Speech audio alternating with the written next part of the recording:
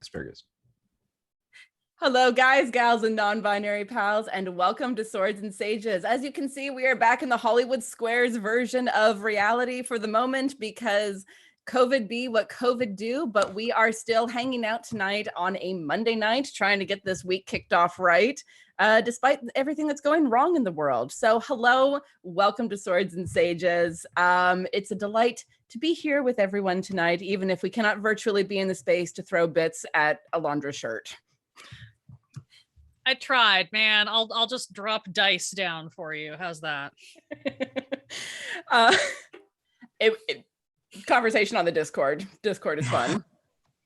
So yeah, we're gonna run through some announcements relatively quickly before we jump into tonight's game. First of all, last I heard, we had hit 53% of the tavern upkeep for this month. I'm getting the thumbs up that says that is still the case. Thank you all so much for contributing via Patreon. James. For contributing via Patreon, via bits. Don't do it with Saguaros. You might have to wear an A cup if you use the Saguaros for that. Yeah, just gotta throw some D4s in there. Just like, ooh. Ow.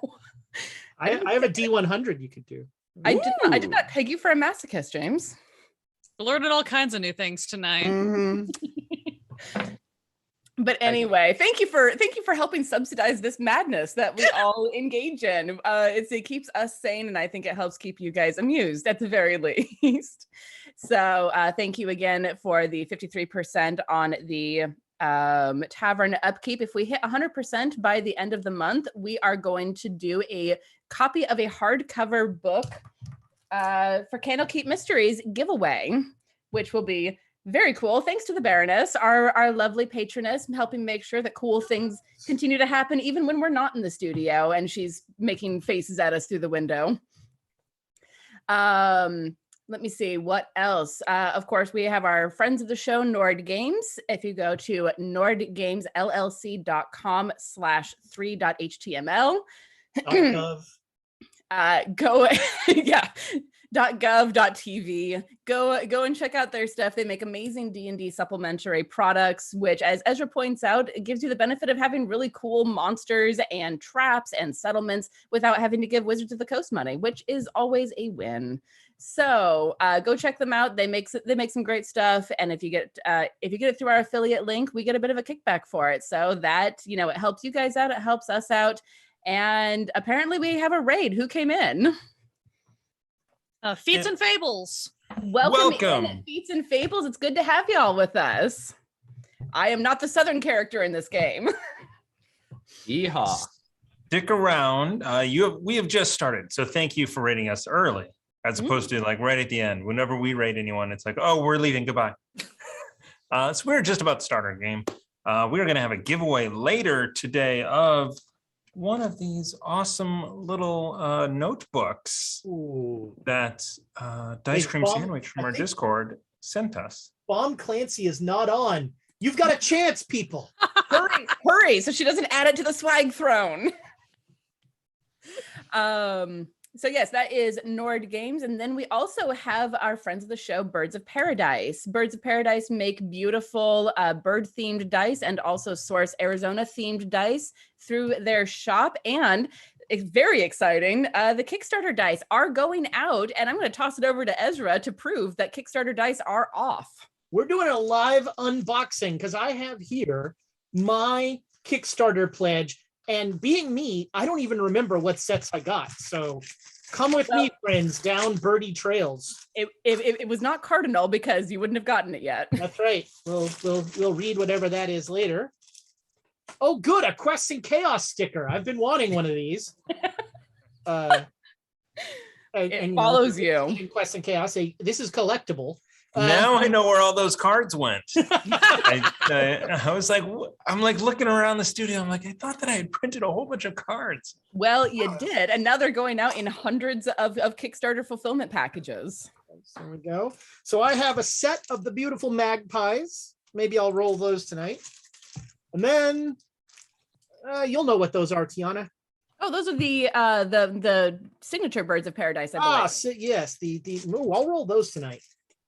So Kickstarter is the dice are happening. It's very exciting.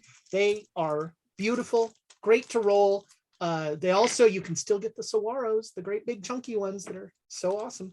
The lovely Seguro dice that I say wrong just to make Andrea make faces at me. There you go. But yes, that is birdsofparadise.com, and it's paradise spelled like the dice that we roll.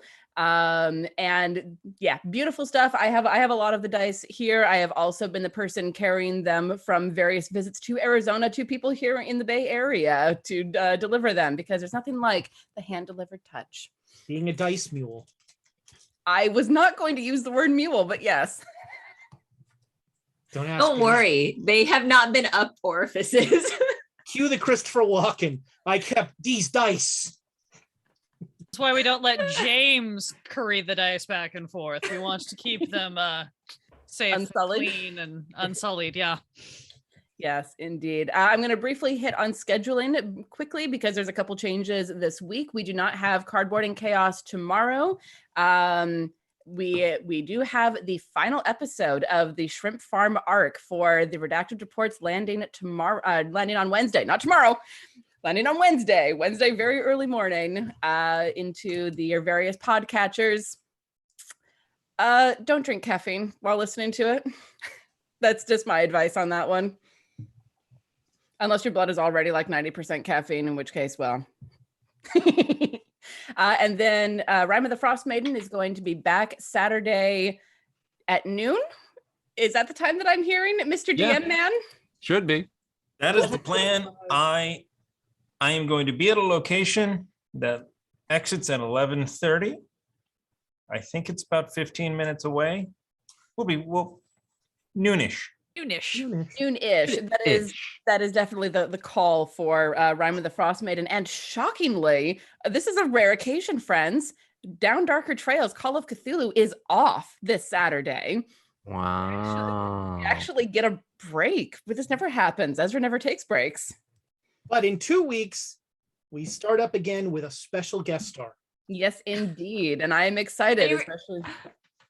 I thought you were going to say, but in 2 weeks, we're doing a double header to make up for it. I mean, we're about to probably meet Baba Yaga. So- the double header might not be the show. It might be whatever we encounter in there. I have bad news for everyone at the giveaway. Bomb Clancy is here now. Ah, heck. No, I'm kidding. Hi, Bum. Swag thrown. All right. And then, yes, we're doing a giveaway. Cool notebooks. I'm using mine to keep track of various things that I need to keep track of. Yours just keeps getting fuzzy, Ezra. And I believe that there is some news on the Deck of Inspiration, Thomas, if you wouldn't mind taking that. So there is. So patrons who are basically getting access to my alpha and beta builds of things that I make in hopes that you'll say, you spelled that word wrong. And I can put you in the credits at the end. For everyone will be a playtester. So there is a brand new version of the deck 1 to 4 coming. We are exiting the Tonic of Charm. It is being discarded. There were actually Discarded. Boo. I'm so glad that this is my legacy with Quests and Chaos, was putting up enough fuss about the Tonic of Charm that they retired it. I have reduced a number of other cards in there so that there are more different cards. We've basically, so Tonic of Charm is gone, but Potion of Eagle Splendor for that charisma boost is going to be back. But we now have the Bull's Strength, the Cat's Grace, Cat's Peter's Grace, Endurance. Snake's Constitution, those things. Owl's Wisdom. All that fun stuff or whatever. and the Fox is the last one. I just don't remember what his Yeah, Fox is adjective cunning. is. Cunning, there it is. For dexterity. So that is going to be hitting the Patreon into the pinned post that's at the top, as well as a separate post. So you'll be able to download that. In addition, because some of our shows now have gone past the levels 1 to 4 that these are designed for, we will be putting the first draft of the 5 to 9 deck up there, which, had a card that would have saved Renner's life. But oh well, too bad. Well, you know. You know what else would have saved Renner's life? If you'd stayed with the party. Let's also Wow. be real about that. Renner could have stayed with the party too. Yes. He also could not have let the zombie ogre out of a cage. And then continued to try and like play It's with gonna take us a month to get over this, guys. We're really sorry. It's going to keep coming up. Well, and I mean, a player character true death is not something that's ever happened on the channel before. Like Yeah. the only other time that we've had a player character die properly was Ruckus, and you know we brought him Plot back like the armor. next day. Apparently, Call of Cthulhu doesn't count. Did we kill someone? D&D player death, I think. I was killed the implication. entire world. That does not count. Emma killed the entire world. Yeah, also, you just brought it back. You know, I mean, you just Oh, brought so it it was back. a D&D death. Yeah. Womp womp. Yeah. Anyway, so those are going to be going up sometime this week. When I cross off a bunch of other things that are in front of it to do. Yeah, I don't know anything about that particular kind of to-do list. I say looking at my to-do list behind the camera. Yes. Oops. So also in the new deck is something called the Eye of the Tiger. what did I call it? Potion of Embalming. And it's basically gentle repose. That also would have saved Renner's life, but I actually had time. I could have posted it before the episode aired that he true died. But I was like, I better wait. He was already true. He was true dead the second that I went Yeah. unconscious, and you know it. Yeah. Let them die. It's a good story. Anyway. What the potion that you need to make next, obviously, is a potion of Weekend at Bernie's. Yes. Anyway, are there any other announcements that we need to hit, friends? Actually, there is one other one. This is why I sorry. asked. I know, because I didn't, when you asked earlier, I didn't remember. If somebody hits exclamation Kickstarter in the chat, there is a link to a new 5e accessory from Inkplot Games. The same people that did the Exalted Veils campaign setting that we did, like the 2-shot or something like that for last year. Yeah. That's so they have a new book of magic items and companions that is coming out, and they are hoping to generate enough interest of people signing up before it goes live. So that's probably going to go live in August. It's August, isn't it? So soon. Yeah, Soon. it's August, buddy. We actually got a small little deck of cards that go along with the magic items that we were going to use in game. COVID. Well, if you send them to me, that might still happen. Yes. So we'll see if we can't get those sent out. There's some PDFs as well. So Cool. All right. Well, without further ado, then let's go explore Candlekeep. oh, that's a hold on. There we go. Got it. Ready? Candlekeep.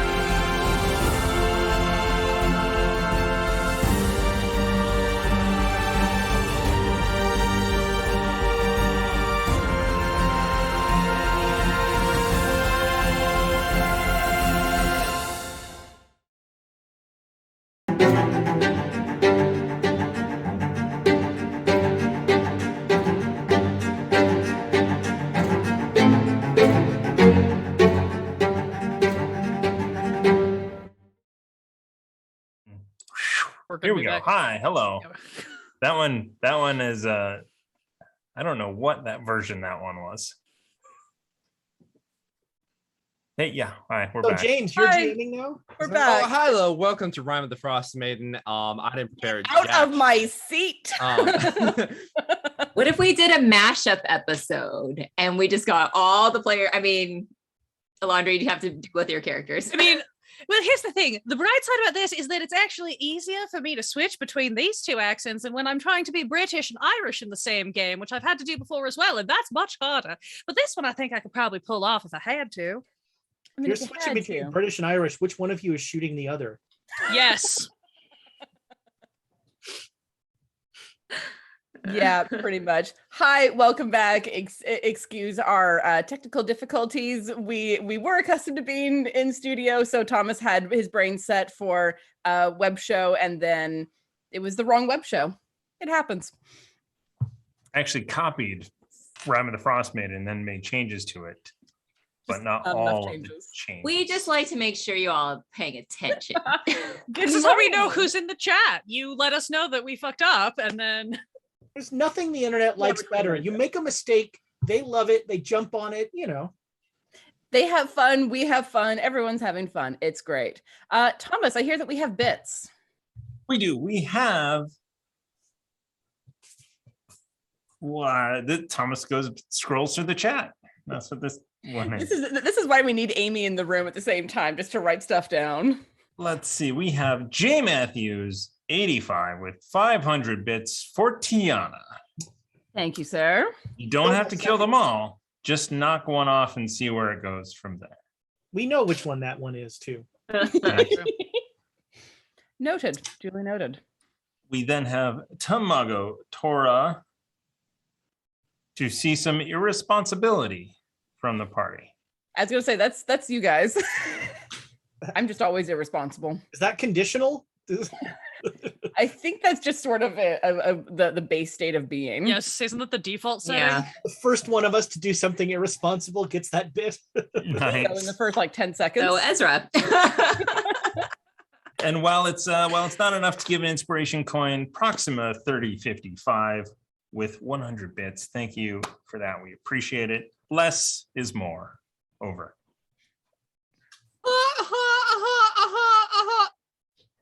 Aren't you glad you took my name, Angel? Your name And was given to me, my love. And I will be right back. And this is Feel where free Thomas to- does laps. Yeah. Yeah. How many rock stars are in that? Yeah. He has I a mean, little bit because too he's much- so tall, do you think it distributes more evenly throughout him? We were actually having a discussion about enlarge reduce and how much blood that would put into a body. Yeah, welcome back, Thomas. Everything good? Yep. I just had to turn down the speakers in there because I could hear myself and it was really annoying. You know how we I feel. apologize to you guys. We went in like 3 different directions with that. I, the voice actor, I'm like, no, I understand. Listening back to yourself is the worst. Worst. And then Ezra Winthie, I've known you for several decades. I'm going to make fun of you. Root. We've got some bits from J. Matthews 85, 400 of them, in fact. But we don't know who it's for because Proxima he's cleaning up the 3055 100. gets to choose. Oh, that's very kind of you, Jay Matthews. Well, he's my second favorite Twitch user. A good reason indeed.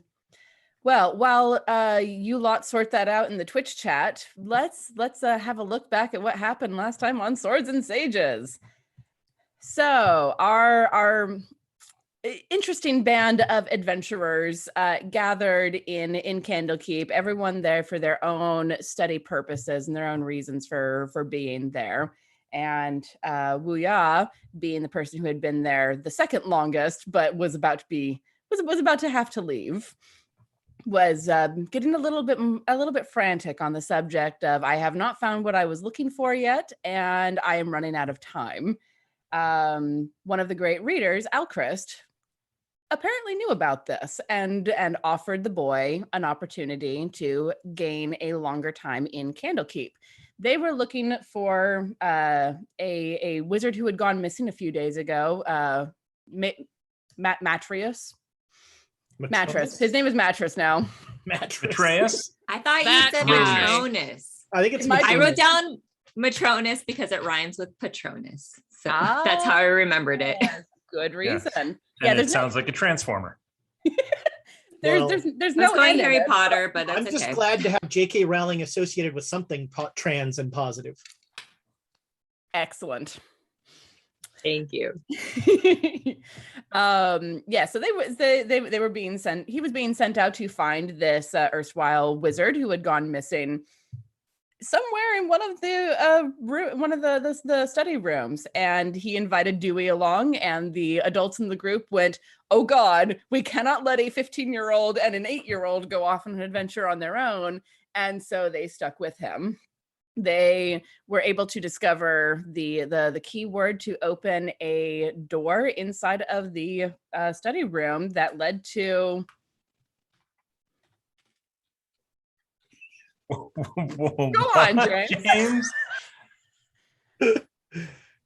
I didn't know we were closed captioned. What is we're apparently signing now. Yeah.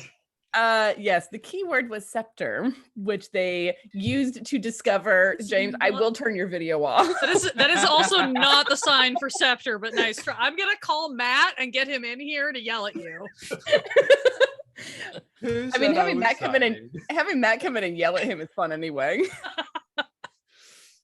They discovered the keyword scepter in order to open the door that led to a permanent magnificent mansion, which is, as any magic user would know, is incredibly unusual to the point of this is the only one they've ever heard of that's actually permanent. Usually they last for 24 hours and then you get booted out wherever the door was. But this one is permanent. And they opened the door and they found Mattress standing just inside the foyer.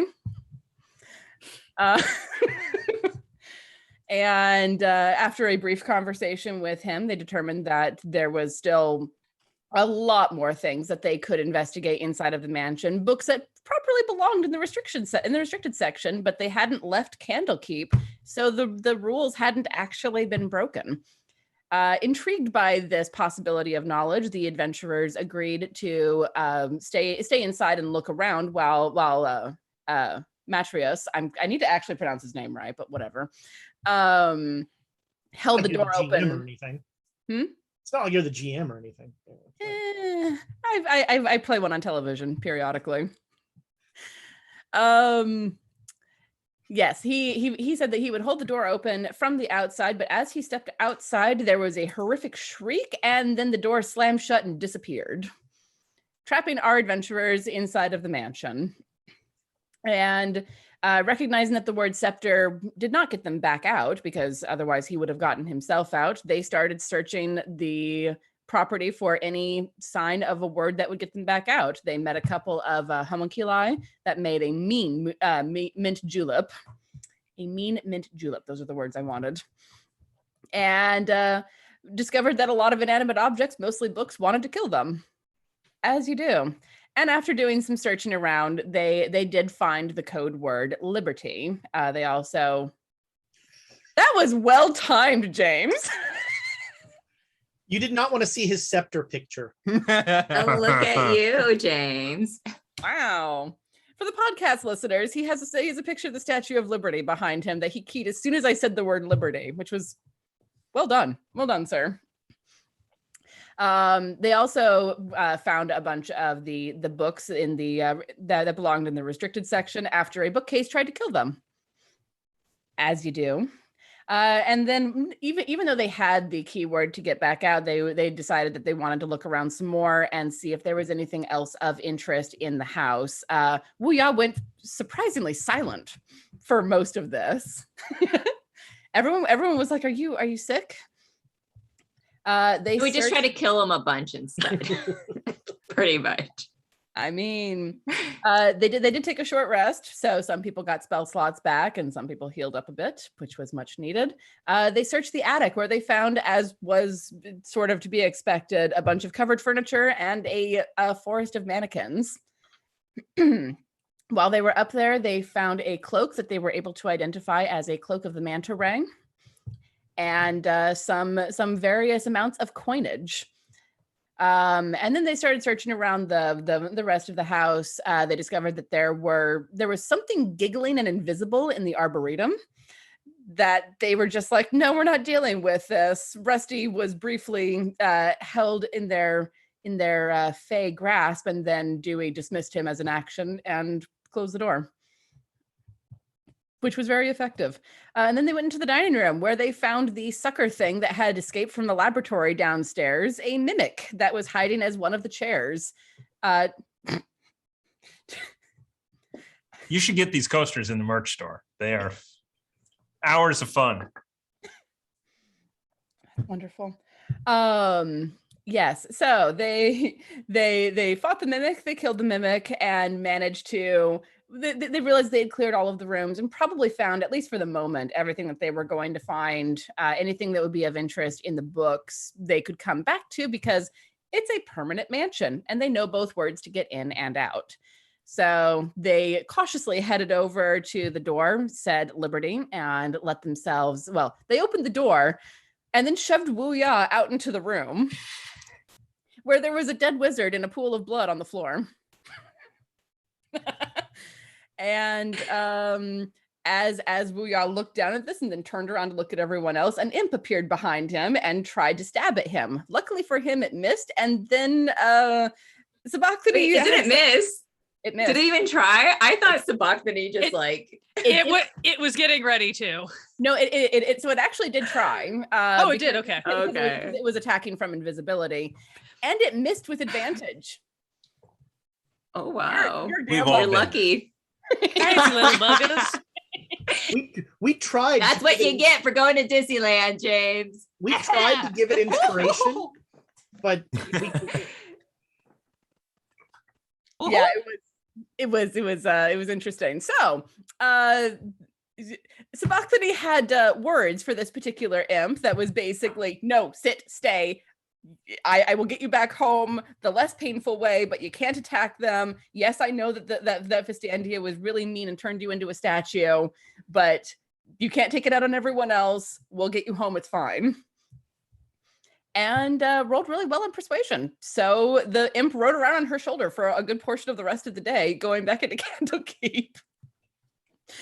And everyone made their way out, had words with one of the Avowed who came up to see what all the screaming was about. And Dewey laid into the Avowed and then was reminded that most of the Avowed are not magic users. Feel like we could take this place over. The Avowed. I feel like we could just magic take this users. place over. That's what I'm saying. We could just easily just take it over. go on. Lester, you only get 10 days of time here. Not if we take it over, my love. I'll be in the basement if you This need could be me. more over keep. Oh. Then what are we going to call the house? It's going to get so complicated if we have to rename everything. More overkeep. There we go. That's And fantastic. it begins. Indeed. And now we have come back to the hearth. Someone in the chat suggested Candlemore, Yeah, oh, I like which is that. actually good. Actually pretty good. Yeah. Candlemore. Just for that joke, really. And everyone has returned back to the hearth to rest, to recover. You will be checking in with the great reader, Alchrist, tomorrow in order to tell him that you have completed the quest. And there was a reason why you went and talked to. Oh yes, in order to get the imp back to where he needed to be without killing him, Dewey remembered that his mentor, Silvira. There are too many names, damn it. Silviris of Savakos she is the great reader who is known for her knowledge of the Wheel of the Plains. So he took Sabachthani to go and meet her. The two tieflings immediately hit it off. And Silvira agreed to send the imp back to its circle of hell without causing any damage. And invited Sabachthani to come back and visit pretty much any time. And that is where we left off, right before a long rest. Now that I have recounted the entire module, as we get ready to launch into the next one. Good night, everybody. And while we have a bit of a break here, Proxima 35 these bits are for Ezra. So Excellent. that's Please never those say that 500 again. to the players. And then Laura, I don't know what can you translate what Ben That's my new tag. what That Ben stands for just did? Laura ain't got no time for this shit. And I love it. 500 bits there to the players. That is fantastic. Well done on, I believe Squeal the Bard came up with that particular hashtag in his Mhm. in his live blogging of live tweeting, whatever, of his watch through Swords and Sages. Are you that tired of us, James? You just want to disappear? James is in a mood tonight. James is Good. always in a mood, but he can't block Tiana's camera in this configuration. He has to just draw focus other ways. Fantastic. Oh. Whoa. Man. But yeah, while we're already derailed, y'all should go join the Discord and hop in the Swords and Sages chat to watch Squeal's Squeeing with Squeal delightful recaps, and then watch us all lose our minds over them. They're very good. We do enjoy them very much. So hearts. And occasionally it just becomes a whole conversation about musical theater, so which we also love. I mean, exactly. For someone who is a theater nerd, I am woefully uneducated on musical theater. So people are taking up the burden to make sure that I get taught. I just quit my day job. Don't worry, we'll catch you up. Mhm. Excellent. All right. So it is evening in the hearth in Candlekeep. And Sabachthani has returned impless. And what is it? What would everyone like to be doing? Would you like to do anything this evening? How's that? I mean, at this point, Ruya would, having found those spells in the spellbook, would begin to copy a couple.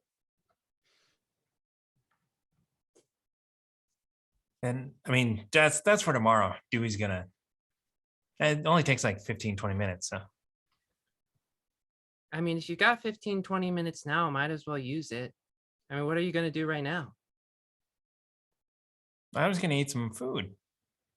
Aren't you famished after almost dying so many times? I mean, it just reminds you that food is temporary. It is. Poop is Mhm. forever. Yeah. And when you die, all of your poop just comes out because your muscles all relax, and then it just like starts coming out. So Odella was mid-eating and she hears this conversation and just like drops her fork. She has no more appetite anymore. See, hunger is also temporary. Dewey comes over and starts eating it. Growing beanpole of a boy. I see that you have been studying your anatomy textbooks as well. Very good. Mm-hmm. You're going to be a doctor, right? Technically, I am a doctor. Doctor of what? Whatever you like. Wait, I can That's say like that some for you. roommate shit right there. Is there some sort of association or bar you have to belong to be a doctor, or a test you have to take? I mean, I don't know about up here. Where I come from, it's really more a matter of staking your claim. Most things are. So up here, if I said I'm a doctor, then I can be a doctor? Well, can you do doctor-like things? I did bring you back from the verge of death earlier, so I think I'm some sort of doctor, right? Yeah, I guess that makes you a doctor. My personal physician. Indeed. Rose? Lester, did you want to get drinks to go and head up to the room? Of course, my love. I am always up for a drink to go. Use gloves. What? Did James just start the beginning to love American style? I don't know. I don't know what that was. So Sabachthani and Lester are able to get a couple of drinks to go. You're in the same tavern or the same establishment. It's not difficult to get a couple of drinks and take them to your rooms. The homunculi made a far better mint julep. This is somewhat subpar, but when we're, dealing with the lower classes. I guess we'll just have to accept it. It's really more a julep. Mm-hmm. I do not detect a hint of mint. Top bunk tonight, my love? Of course. All right. So Dewey pulls out this extravagant quill that he has and starts copying spells and just is like and just super fast. And 10 minutes later is copied like 5 spells out of the spell book. It's like, all right, that's for you. Yeah. Oh, thank you. Hand cramps. Oh, You should maybe like work on that or something. yeah. I should hold my dagger more. He grabs his dagger. Actual dagger. Mm-hmm. Like when you run out of spell slots, it's pretty useful to just go. You have to use I- the sound effect. I have a spell that actually I need the dagger for. So it's Oh, what kind of spell? one where if energy comes at me, I can absorb it a little bit and then stab it back into somebody. So absorb elements.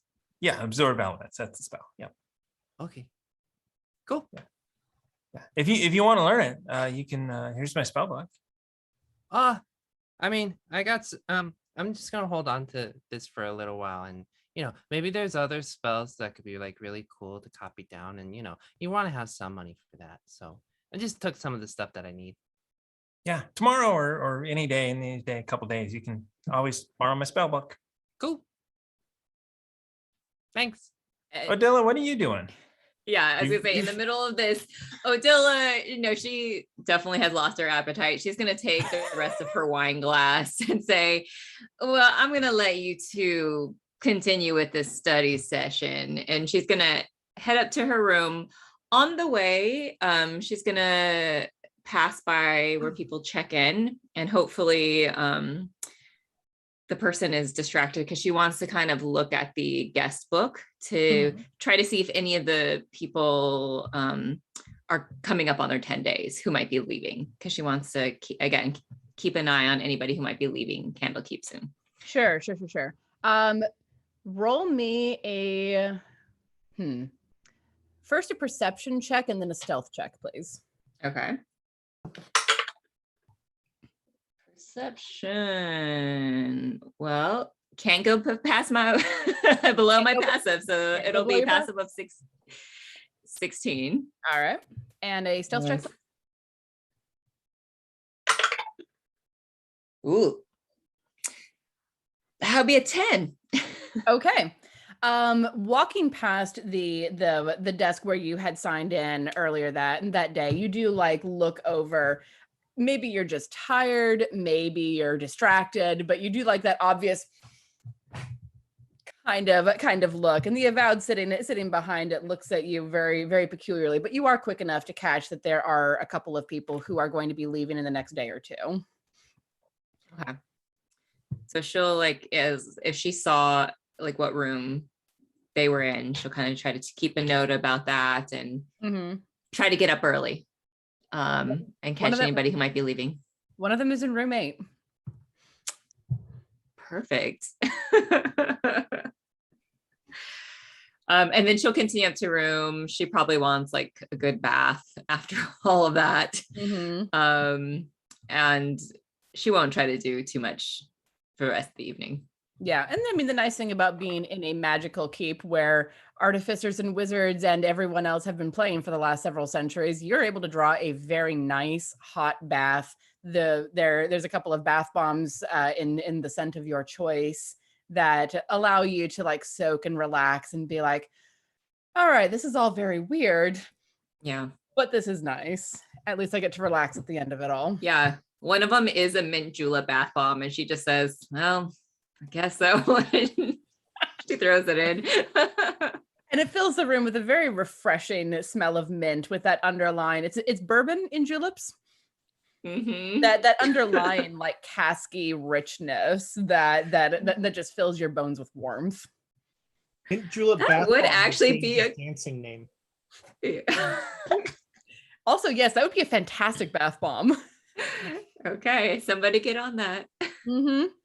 Hey, Andrea, just saying. So yes, you're able to that somebody makes those. Like they're not made by a machine. Like that's actually no with like not all chemicals. Hashtag not sponsored, but I know that Lush does it all pretty naturally. They're very like, hi, guess what? We do everything natural, which means that their expiration dates means that their things actually mold if you don't use them by then. Yeah. But you are able to. Speaking of mold, I look at Odilla's plate and will take some of the bitten food and store it in my component pouch. Okay, noted. Well, at least that's not creepy. Don't worry, Not at all. he can't get access to the clone spell for several levels. You'll probably be fine. I actually had reason to look that up recently. That's an 8th level spell. Yeah. So yes, you are. Is Dewey still down there as well, or has Dewey gone away? I mean, he'll hang out with Ouya as long as he's copying spells, which is like way longer than Dewey takes. Are you trying to do this stealthily? No, I just like look over. It's like, grab some meat, just throw it in the pouch, just like readjust myself as I'm sitting on about 2 or 3 books, so that way I can actually reach the top of the table and then continue to write. That's marvelous. Booster seat. Right? It's an hour per level, correct? I believe so. Yeah.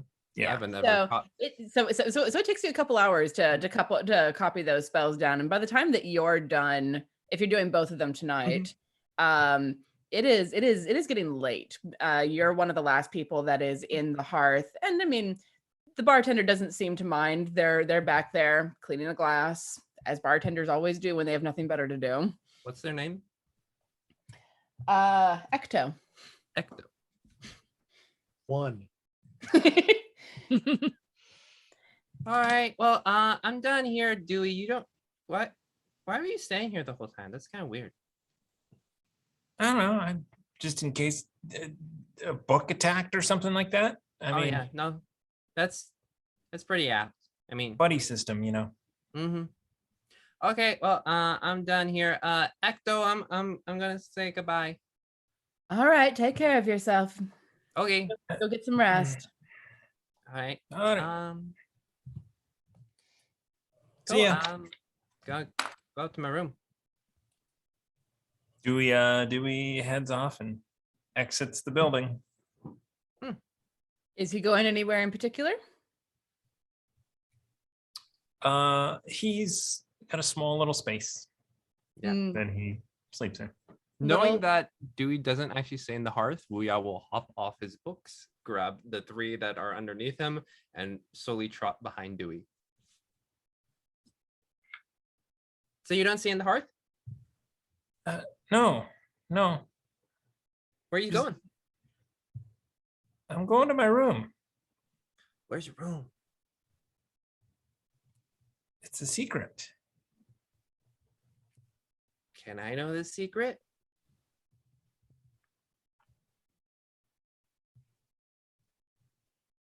Okay. I Cool. guess. Okay. Iris likes secrets too. Oh God. Okay, yeah, all right. Let's go. Okay. Do we Can I have some of your DNA? So Dewey walks across the courtyard of air and heads to, basically there's a barrel there, and he kind of like pulls the barrel out a little bit and goes behind it, and there's a small door that's like 3 feet tall, and he like opens it up. You can come on in. And he goes in, and it is a small 5 by 6 foot room that's sort of built into the wall. It's got a small little bed, a small little writing desk, and Dewey is Harry Potter. yeah. And then he launches some. Oh, can you see in the dark? I mean, not really, no. Okay. And then Dewey launches some dancing lights that go in there. Oh, There's cool. there's no windows. It has a hard packed floor that is dirt, but it is super hard packed, so it's not dusty. And it's a small little hole in the wall. There's a sign over the door that says "Not a secret room." Yeah. And it is very literally a hole in the wall. I like it. So this is cool. Yeah, there's only one bed, so you want to go back to the hearth. They have Oh a yeah, no, fireplace. I just wanted to see where you stayed. This is it for now. For now? Well, yeah. As soon as I find my parents, we're gonna go home. Oh, cool. Where's home? The Dalelands. That's far. Like that's really far. Like Yeah. you walk yeah. here? Well, we took horses in a carriage. Wow. Yeah, and then my parents, went into one of the rooms to study, and then then they disappeared. Huh. Yeah, so weird, just like Matreus did, right? I think his name was like Mattress or something. Yeah. What I could see like a big evil villain called Matronus. Yeah, they're just like Matronus. Matronus. Yeah. Why did it take you so long to copy those spells? Because I write like a normal person. I'm pretty sure your quill is enchanted. Yeah. If you haven't noticed. Yeah. Like it moves really fast. And Yeah. no offense, but your arms are really skinny, and I don't think they could move that fast. Right. I mean, I got really skinny arms.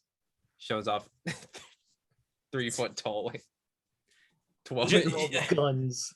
Yeah. You look like that crazy little weightlifter kid. Oh God, yeah. Thankfully, he has health experts monitoring him. Well, your arms are at least bigger than Iris's. Well, I mean, yeah, Just skin and bone, just bones, actually. yeah. Because she's a skeleton. Yeah. How did you do that? I used the Find Familiar spell, and I was like, I want a raven, but not like a raven, like a really cool raven. And then Iris showed up. Oh, have you? What else can you turn it into? Like, does it turn into a skeleton frog, a bat? How would the bat fly? You can do. Does other Iris things. fly? Iris, can you fly?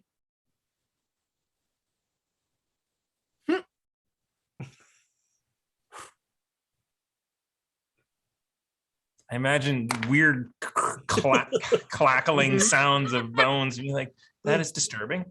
Mm-hmm. But no, like she really she likes to pop them a lot. But like when she gets like going, she can just like really quiet. So your other familiars, when you call them, what do they look like? You have other familiars? Well, it's the same. It's all Rusty, but Rusty can be a frog or an octopus. Tried to make him a cat once, but it turned into a fox. Huh. You can be more than just a raven. Do it.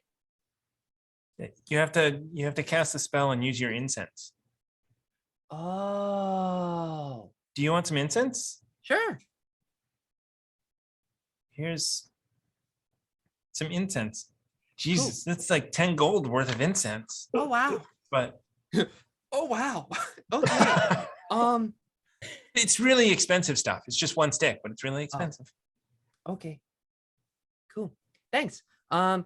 Oh, maybe over like the next few days we can just go into all the rooms and just be like, scepter.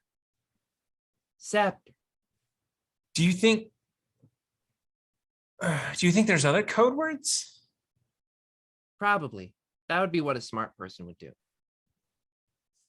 Huh. Okay. But maybe if we, we could go to where your parents disappeared and just try scepter with. I mean, that's one word, and that that takes off one option.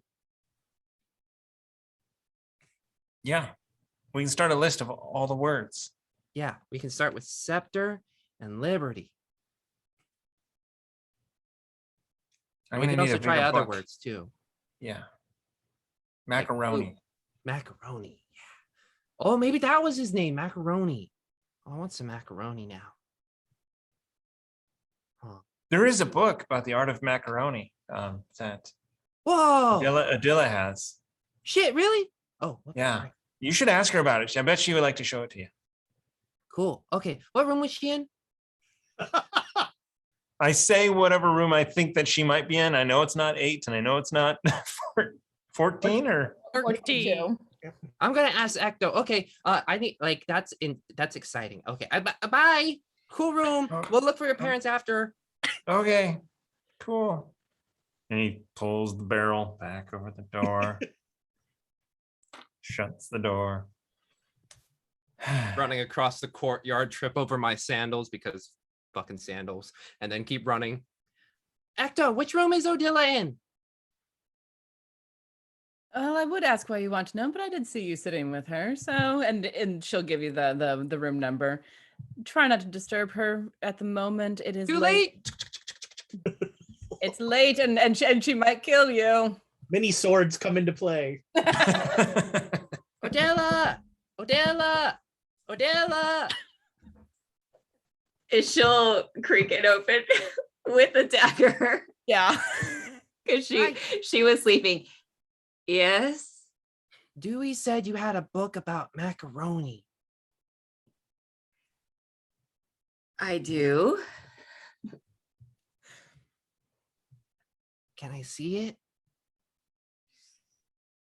Unfortunately, that book has some other uses in its destiny, so it's not at liberty to be looked at the moment. Liberty. Okay. We were talking about macaroni, and now that sounds really good. And then I was like, oh, what if your book had like a really cool macaroni recipe in it? Well, maybe you could go visit the kitchens and they could whip you up a little bit of that instant macaroni I heard was recently invented. Instant macaroni? Yes. Okay, I'll be right back. Yes, invention of the great wizard craft. It's a cleric. Create food and water. Oh, there we Only go. make instant There you are. macaroni and cheese. It's craft with a Q. Yeah. Quest of Chaos. Because it's fantasy. I go over to the moreover's room. Oh dear. And what sounds do you hear coming out of that room? You are using gloves, right? What, is that the boy? Don't answer him. You're in there. I can hear you. He could be in trouble. I don't care for another 15 minutes. Yes, ma'am. 15 minutes. Oh, okay. I can wait. And then I will just sit back against the door and wait for 15 minutes. He's not leaving. Do you want to take care of it or should I? I'll be right back. Thank you, dear. Where is my ermine robe? It's under the bed. Ah, all right. At least I think that's where I threw it. That doesn't really go with the pajama. Fine. Open the door a little. What Hello. on the gods' green earth could you possibly want? So Adela told me there was something called instant macaroni and cheese, and I thought Miss Moreover would be like, that's super cool, and I wanted to share that with y'all. Mrs. Thank you. We are profoundly disinterested in this conversation, and you should be going. But like, it's instant macaroni and cheese. Did they not have that on the material plane? Macaroni and cheese is the sort of thing one eats when one is eating at a restaurant that is below par. Is that a layer of hell? Yes, it's the 13th layer, and it's where I'm going to send you if you don't scoot. Oh, okay. Just want to let you know there's a thing called instant macaroni and cheese. Okay, bye. Thank you, sugar. That boy is not right. Very few things on this plane are, Angel. We're just going to have to learn to adapt and overcome. Macaroni and cheese. What a way. Macaroni should be used for art. It is its one true purpose. I know your feelings about the macaroni art, darling. Now, could you just throw the deadbolt and get back over here? Yes, of course. My labors continue. Thank you, Angel. Wuya will finally go to his room. After doing a reign of terror through the heart. Wait, you're not gonna go to the kitchens to get your instant macaroni? You should have sent it. Because I just realized you could put bacon in your mac and cheese. Now Wuya is thinking that will be a great breakfast item as he throws the books onto the desk and hops into bed. All right. And with much mirth, merriment, and threats of murdering young children, the night passes. You all get a long rest. Woo! Oh, stars and stones. And here you were worried about not feeling prepared. Once again, we proved it's unnecessary. I stopped worrying about that after last episode where I thought, Christ, I'm going to have to try to get them to vamp. And then you just did it. It was very much appreciated. Are there any early risers in this group? Odilla. I always like to get up early. All right. So the morning dawns and the smell of coffee fills the hearth and trails over into the house of rest where most of you are sleeping. It is a new day in Candlekeep, and at least one of you has an appointment to speak with a great reader. After some macaroni and cheese. Who eats that for breakfast? Wuya, apparently. I mean, do you question anything Wuya does? Yes, I question everything. I just look at the bowl sadly. That could have been some sort of great creation. So the kitchen has some.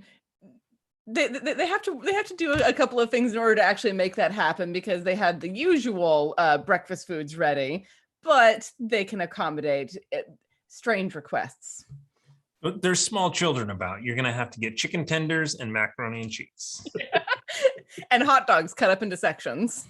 Yeah. Cut up into tiny octopuses. I think we'll leave that to you. Okay. Well, no, like you cut them in half and then you do like little slices on the legs. And then the way we fry them. and the serving person has already walked away.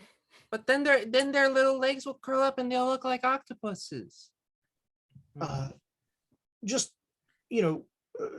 pardon me 1 second, Wuya.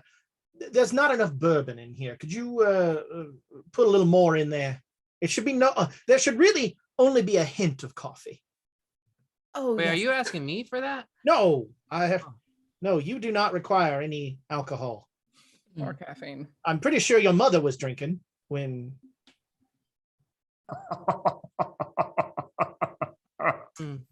That's entirely likely. So Odilla has slipped down to the floor level. She'll get herself some coffee. She might see the two and grab another table. She's brought her flowers in the attic. I wrote a note. Tears of Argus. So she has brought that down, the version that she got from the mansion. And she also has the Art of Macaroni kind of hidden away. And she's, kind of looking through her book more to look preoccupied, but she's also just keeping an eye on checkout. All right. And as you're watching the checkout area, it takes a little bit because you gather that the inhabitants of room 8 are not early risers. But probably about a half hour after you've started your watch, the inhabitants come down. One of them appears to be limping a little bit, but doesn't seem to be upset about it. And they go through the checkout process and, you know, exchange a few words with the person behind the desk. More pleasantries than anything else, but they are clearly leaving Candlekeep today and on their way out the door. Mm-hmm. So she'll casually get up when it seems like they're going to depart and follow them and find an opportune moment to slip the art of macaroni into their belongings. Give me a sleight of hand check, please. Okay, let's roll better. Different dice this time. Birds of paradise for all your dice rolling needs. You know, I'm going to use a luck to re-roll that. All right. Yes. Okay. Sleight of hand. That would be 26.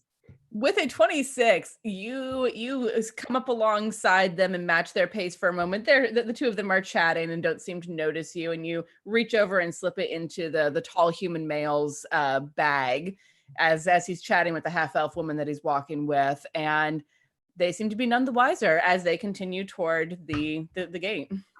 Yeah, so she'll find a seat up in the open area to pretend like she's reading, but she's really watching them leave Candlekeep and see if anything happens.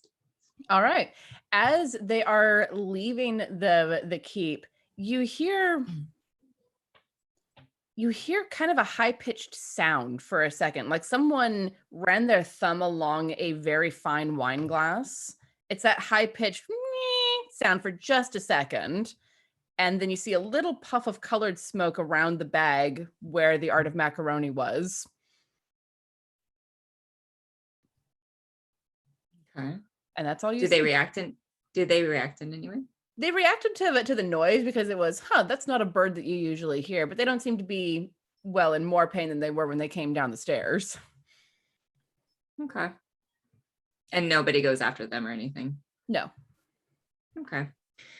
So she'll go, and then wait a few minutes. And after that, she'll return. Could you give me a perception check before you head down? Mm-hmm. That would be a 22. Okay. When that high-pitched tone went off, someone who was sitting at the table that faced the way of the lion looked up and noted the two people. Didn't say anything, but then turned and wrote something on a piece of paper. Oh. Can she try to, as she's returning to the hearth, can she try to see what was written on the paper? So these are the people who are sitting outside of the gate who did the book check before you came in. I see. Okay. So it would be, I'd have to go way out of my way to try to see that. Okay. No, so she'll just go back. All right. Go back inside. And you return into the hearth. What has everyone else been up to over the last half hour or so? Oh, yeah, you got macaroni and cheese. What's that, Wuya? Macaroni and cheese. Please, for your own good. Wuya. Sit somewhere else. You came to visit me, Wuya. Hi, buddy. Daddy. Oh, that was this is how I imagine Wuya is. Our shameless ratings grabs. With a great big cheek. I mean, I mean, next, Ezra, you have to get Lucy in for the other ratings grab. Oh. Wait, so Mr. Moreover, how did you meet Mrs. Moreover? Well, that is a tale, my boy. You see, several hundred years ago, I was a young man betwixt and between, did not know what I wanted. And have you ever had an epiphany, son? Yeah, apparently there's instant macaroni and cheese somewhere. Well, that's a somewhat reductive metaphor, but I'll accept it. But yes, you could say that Mrs. Moreover had a similar impact upon my life at an important time, and we struggled with the fact that Mrs. Moreover is functionally eternal. Unless someone causes her to die, she shall not die. I was merely a mortal, and probably 40, 50 years, given the rate I drink, would have moved on. And I could not bear for that titan of a woman to have to deal with that.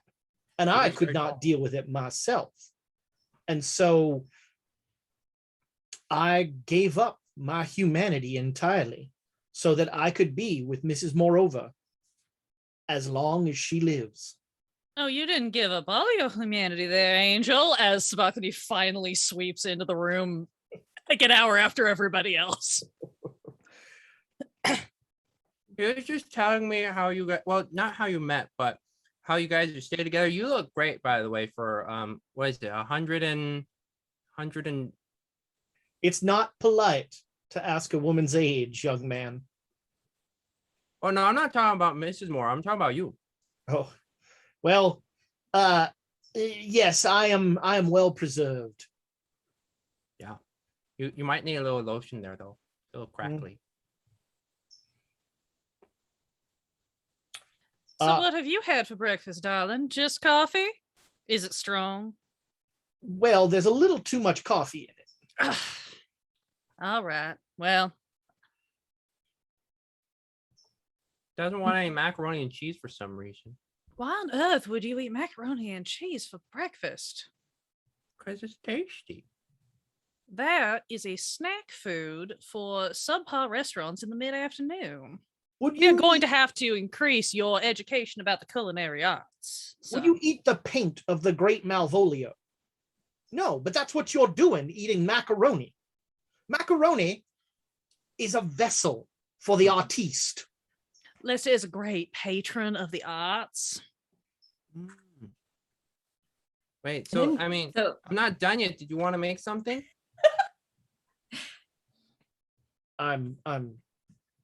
I've lost my appetite.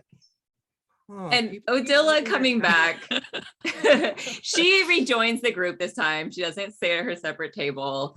And she says to Wuya, "Oh, Wuya, unfortunately, I had to return the art of macaroni. It was a very limited term loan, but perhaps you might go to the Avowed and check it out and see if you are able to check it out before someone else does. I'd be happy to go with you." Oh yeah, sure. I'd Yeah, actually you can be point out to make sure curious. the title is right because you want to make sure that the cover is the same. I mean, same edition. You don't want an old edition. I'd 'cause I be feel like- curious to see if that book was back in the mansion. Well, maybe that's what Odila's trying to find out.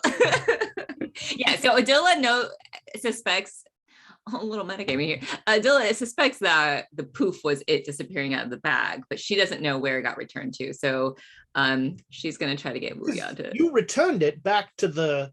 So yeah, perhaps it's back in the. I was planning on going back and visiting the mansion. Why on earth would you want to go back to that dreadful place? The mint juleps. Oh, fair enough. Well, I don't know where it was returned to. Seeing as no one knew how to get into that mansion until recently, they may have a different location for it to be sorted to. Yeah, out of game. My Lester's plan, since we're going to do some downtime stuff, is he's actually going to start a speakeasy in the That's right. in the scepter. I forgot about this. It's going to call it Club Scepter. Wait, you can't have the code name in the name of your speakeasy. That's the whole point. Is like that. When you walk I up, mean- you walk up and you ask, "I'm looking for Club Scepter," and then it opens the door for you. There you go. We will get into the downtime activities here shortly. I promise you that. Don't make promises you can't keep, Tiana. I don't think we're going to get into the actual module that the episode is named for, following the proud tradition of Quest and Chaos titles. When you put the Wait, word we might open a door. Yeah. When you put the word digressions in the title, it's just you're challenging us. I did not name the module, sir. Oh. So you want to see digressions? Oh, well. Digressions and side quests. As the five of you are chatting and Wuya is finishing up his macaroni, Alchrist comes walking into the hearth and clearly looking around, and then he spots Wuya and goes, so you were successful. And as Dewey rushes in, it's like, oh my God, why Kristen's coming out? And you know Chris is here. that's running into the Alchrist's back. Hey, hi there. And he just gives you it's not a disdainful look, but it's definitely a look that you would give something that is bothering you and you're not sure why. So it's just this side of disdain. Yeah. Okay, I wasn't here. Just kind of stepping aside. Come with me, Dewey. I believe that you were instrumental in helping Wuya complete his mission. Oh yeah, I helped. Yep. If the five of you have a moment, I would like to speak with you privately. Okay, I got like an eighth left. Can I bring the bowl with me? If you like, although it is not polite to eat and talk at the same time. Excellent. And he'll gesture for the serving person to come over, and they clear the table of all of the empty dishes, and anything that you guys want to be drinking or eating, you can take along with you. As Alchrist leads the way to the little side room that he'd had you in before when he gave you the mission. And he gestures all of you inside very politely, giving a little head incline to the ladies. We need to give that boy food more often.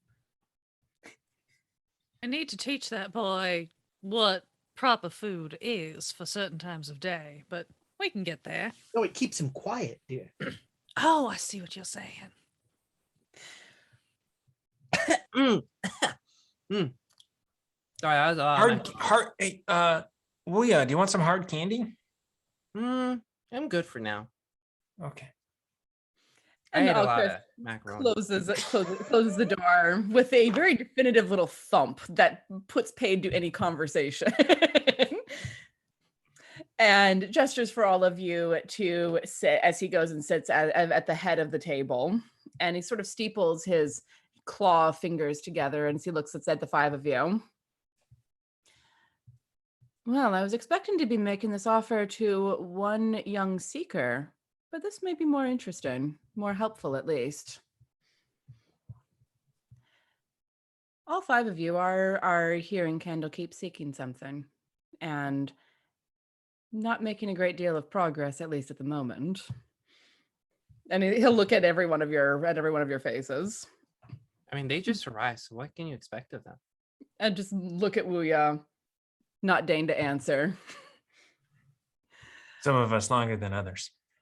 Indeed, Dewey. And it is not past my notice that you have seemed to obtain more powers while assisting these four. Yeah.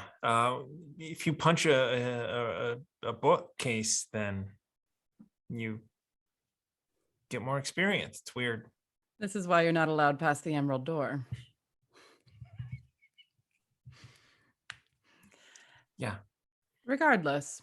They have a copy of that here? I beg your pardon? Behind the Emerald Door? Tabak, yeah. he just makes the gesture. Yes, there is. It's in rather the interesting section. Candlekeep. How to phrase this? Candlekeep is a place of learning, of exploration. People come to us very frequently with knowledge to add to our stores, and they seek to gain knowledge of their own to take away.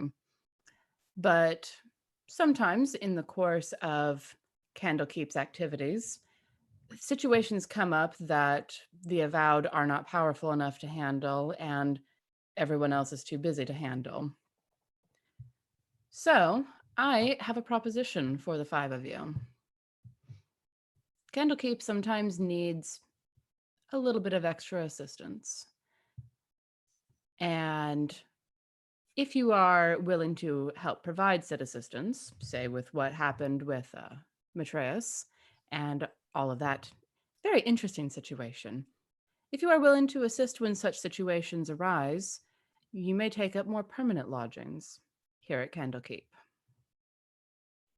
That will give you the time, I think, to seek out whatever it is you are here to seek. And when you are done, when you have found what you seek and you no longer wish to help Candlekeep, of course, you are free to go. May we leave and return during the duration of our employment? It may well be necessary. It was unusual that such an event happened within the gates of Candlekeep. Very often, some things happen where a situation needs to be tracked down involving a book in another city. And of course, in the course of such work, you may leave and return, as you will. You are not prisoners of Candlekeep. You are assistants. How big are these rooms? I beg your pardon. Permanent lodging. Ah, yes, you would have a suite in one of the towers. And don't think I don't know about your hole in the wall, do we? It would be bigger than that. Oh, the window. Yes.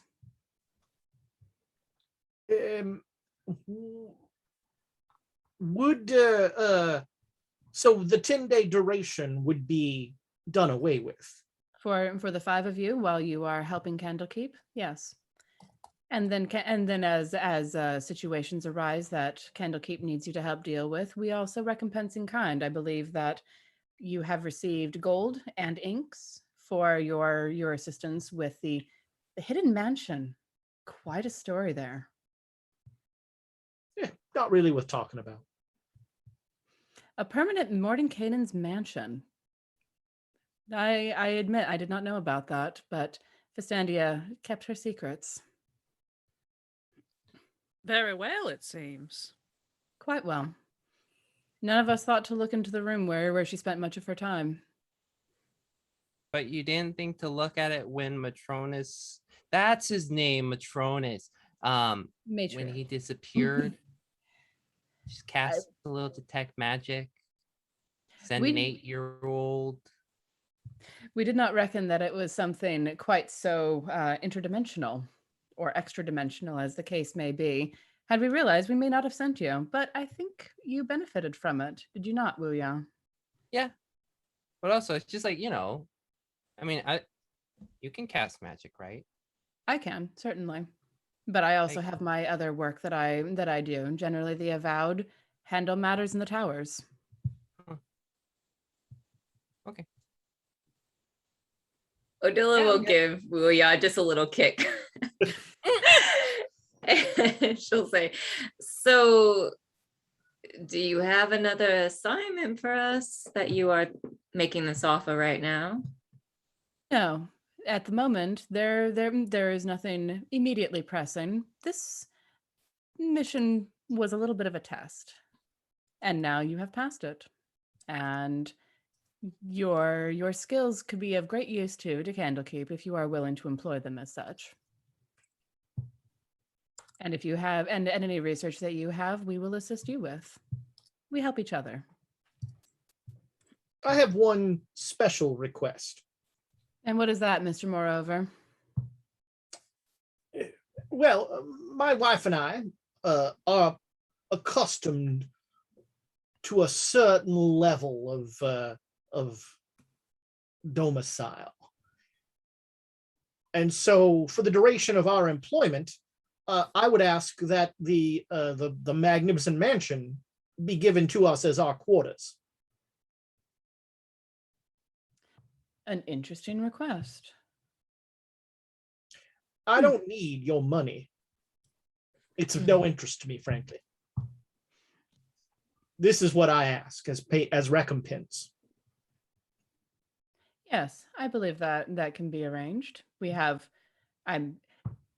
It can be arranged, but I would ask that you allow researchers to go in and have a look at the mansion periodically. A permanent mansion is something that is completely unheard of. Oh, I'm counting on it. But from your tone of voice, I imagined that you were considering the barbarity of having us stay in a suite of rooms without walk-in closets, and that simply will not pass.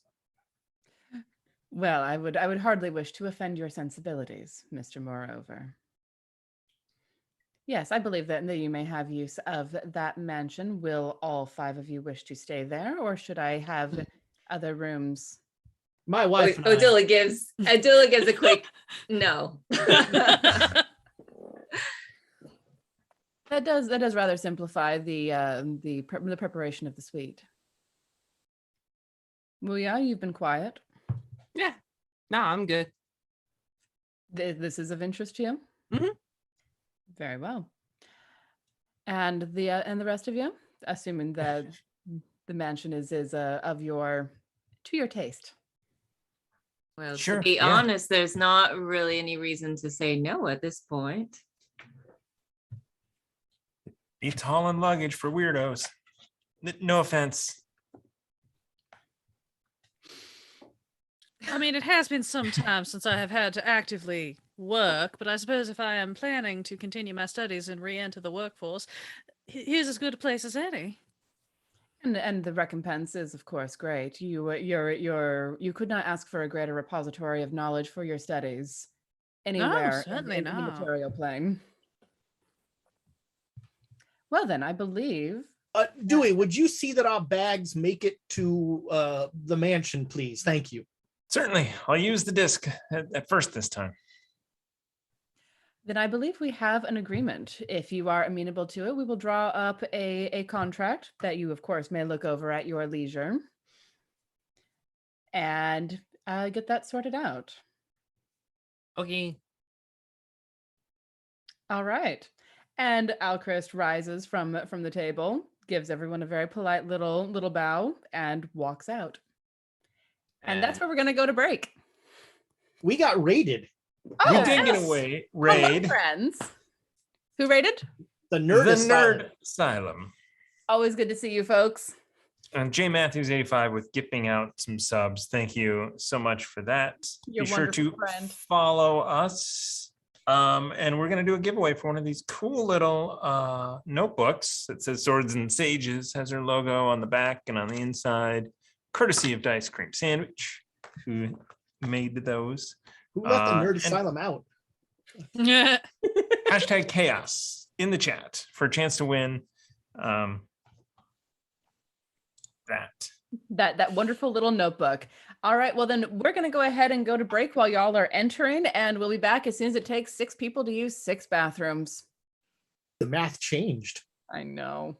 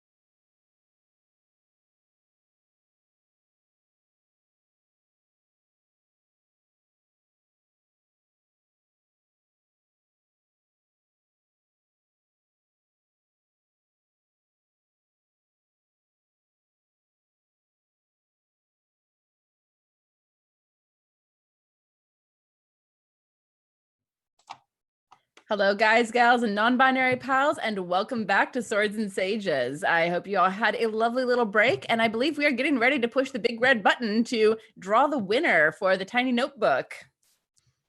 And here it is. Do it. No Bon Clancy. No Bon Clancy. Rex A676. Oh, that was Congratulations. Pantone's color of the month, I think.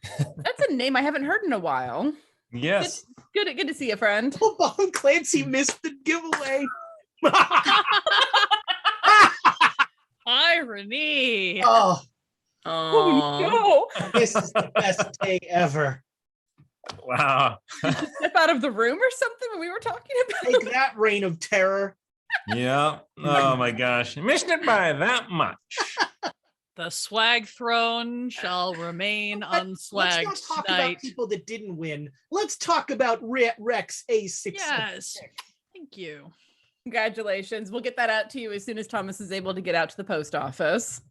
I dropped off 5 packages today, trying to catch up from Ooh. previous things. As you do. I sympathize entirely. So, in the first half of today's episode, we mostly talked about macaroni and cheese and the just trying to get those sponsorships, you know. as you Yeah. do. And our, Kraft, Velveeta, anybody? Yeah. Annie's. Get at us. Annie's. Annie's Yeah, Rabbit. Annie's is local. Trader Joe's. okay. I'll take anything if it has macaroni and cheese, not Kraft. I'm sorry, Kraft. I love Kraft, but yes. Yeah, okay. Homeroom. Hey, homeroom. If you want to support Homeroom. a D&D. Ooh, buddy. And our eccentric adventurers were offered a ongoing position at Candlekeep as basically the resident adventurers, the people who go and handle problems when they need to be handled. And they accepted because staying in Candlekeep past the 10-day was great for everyone. Yeah, and as all And Crest Dewey gets a window. Dewey gets a win. Aw. As all Crest leaves, I just say to the group, yeah, he's kind of a dick. And the door shuts a little more firmly than necessary behind him. Bethany just makes a mental note of like, if I run into him later, I need to make some amends so that I'm on his good side. Yeah, well, you will learn that you don't need to say everything that pops into your head. You can keep some of those just for yourself. Macaroni unicorns. Is there Okay. supposed to be some sort of keyword for a spell? I'm not familiar with that one. Oh God, it is now. So is that a horse with just one piece of macaroni coming out of its forehead? Or is it an entire unicorn made out of macaroni? Didn't that one artist you like have a sculpture that was sort of like a centaur doing battle with a wyvern or something made out of macaroni? Or am I misremembering? And out of nowhere, Odila has a glass of bourbon and she's just drinking. Necessary when dealing with this particular group. All right, so we are going to go into what you folks have been doing in your downtime because a 10-day passes without any incident. The life of Candlekeep continues to ebb and flow around you. People come in, people leave. There's various spirited debates in the common room of the hearth over various academic minutia that is only interesting to the people who are involved in it. But life goes on, and I'll go around the virtual table and start with Odila. What are you doing for that 10-day? She's going to spend most of it actually doing what she came to Candlekeep to do, which is research the author that she totally knows the name, Liliana Elliott. So she is going to look through. She's going to start with all the books that weren't the Tears of Argus to see if there's any patterns in those books. And then once she feels like she's done her research on all of those books, she will really focus on the various copies of the Tears of Argus, the one that she first got from the Avowed, which is the more typical edition, versus the edition that she got out of the mansion, which is seems like a special edition. And she's going to focus on what some of those differences are. Okay. Yeah, a lot of the differences are in the foreword of the special edition of the book that gives a little bit more context into the publishing history and the long road that Liliana had to go through in order to get this book published. Apparently this was the first book that she had written, and it was not a genre that anyone was particularly interested in for quite a while, because as I said, in a different context, it might be called sci-fi, speculative fiction about the outer planes and ships that travel through them. And it's not like it's not a how-to, it's a story of a ship and its crew that is flying through these particular planes. And I mean, you've seen this story, numerous times, and I'm sure you flipped through it a couple of times. The story itself is very well written. No one thought that it would have an audience because it was just a little bit too out there. But after a great deal of work, she was able to get it published, and you get the name of the company that took a chance on her. They are based out of Baldur's Gate, because at the time Baldur's Gate was the only place that was a little bit crooked enough to be like, you know what, this seems weird enough, let's give this a shot. And it paid off for them in spades. She is now one of the more prolific writers along the Sword Coast, with the regular copies in pretty much any library you care to name. But the special editions, you find out there were only 100 of this particular book printed, and they were given as of Tears of Argus. Okay. There were only 100 copies of the special edition of Tears of Argus printed, and those were given as gifts. Generally, this is not something that you can buy unless you buy it from the person who has it, but it's not available on bookshelves and things like that. What was the name of the publishing company? Shit. Oh, she'll write down the name of the publishing company. Thank you. I will get back to you with that. Yeah. So yeah, and again, that was something that definitely launched that particular publishing house, because prior to maybe 10 years ago, this publisher was unheard of, and Liliana was the one that launched them. Ironically. Okay.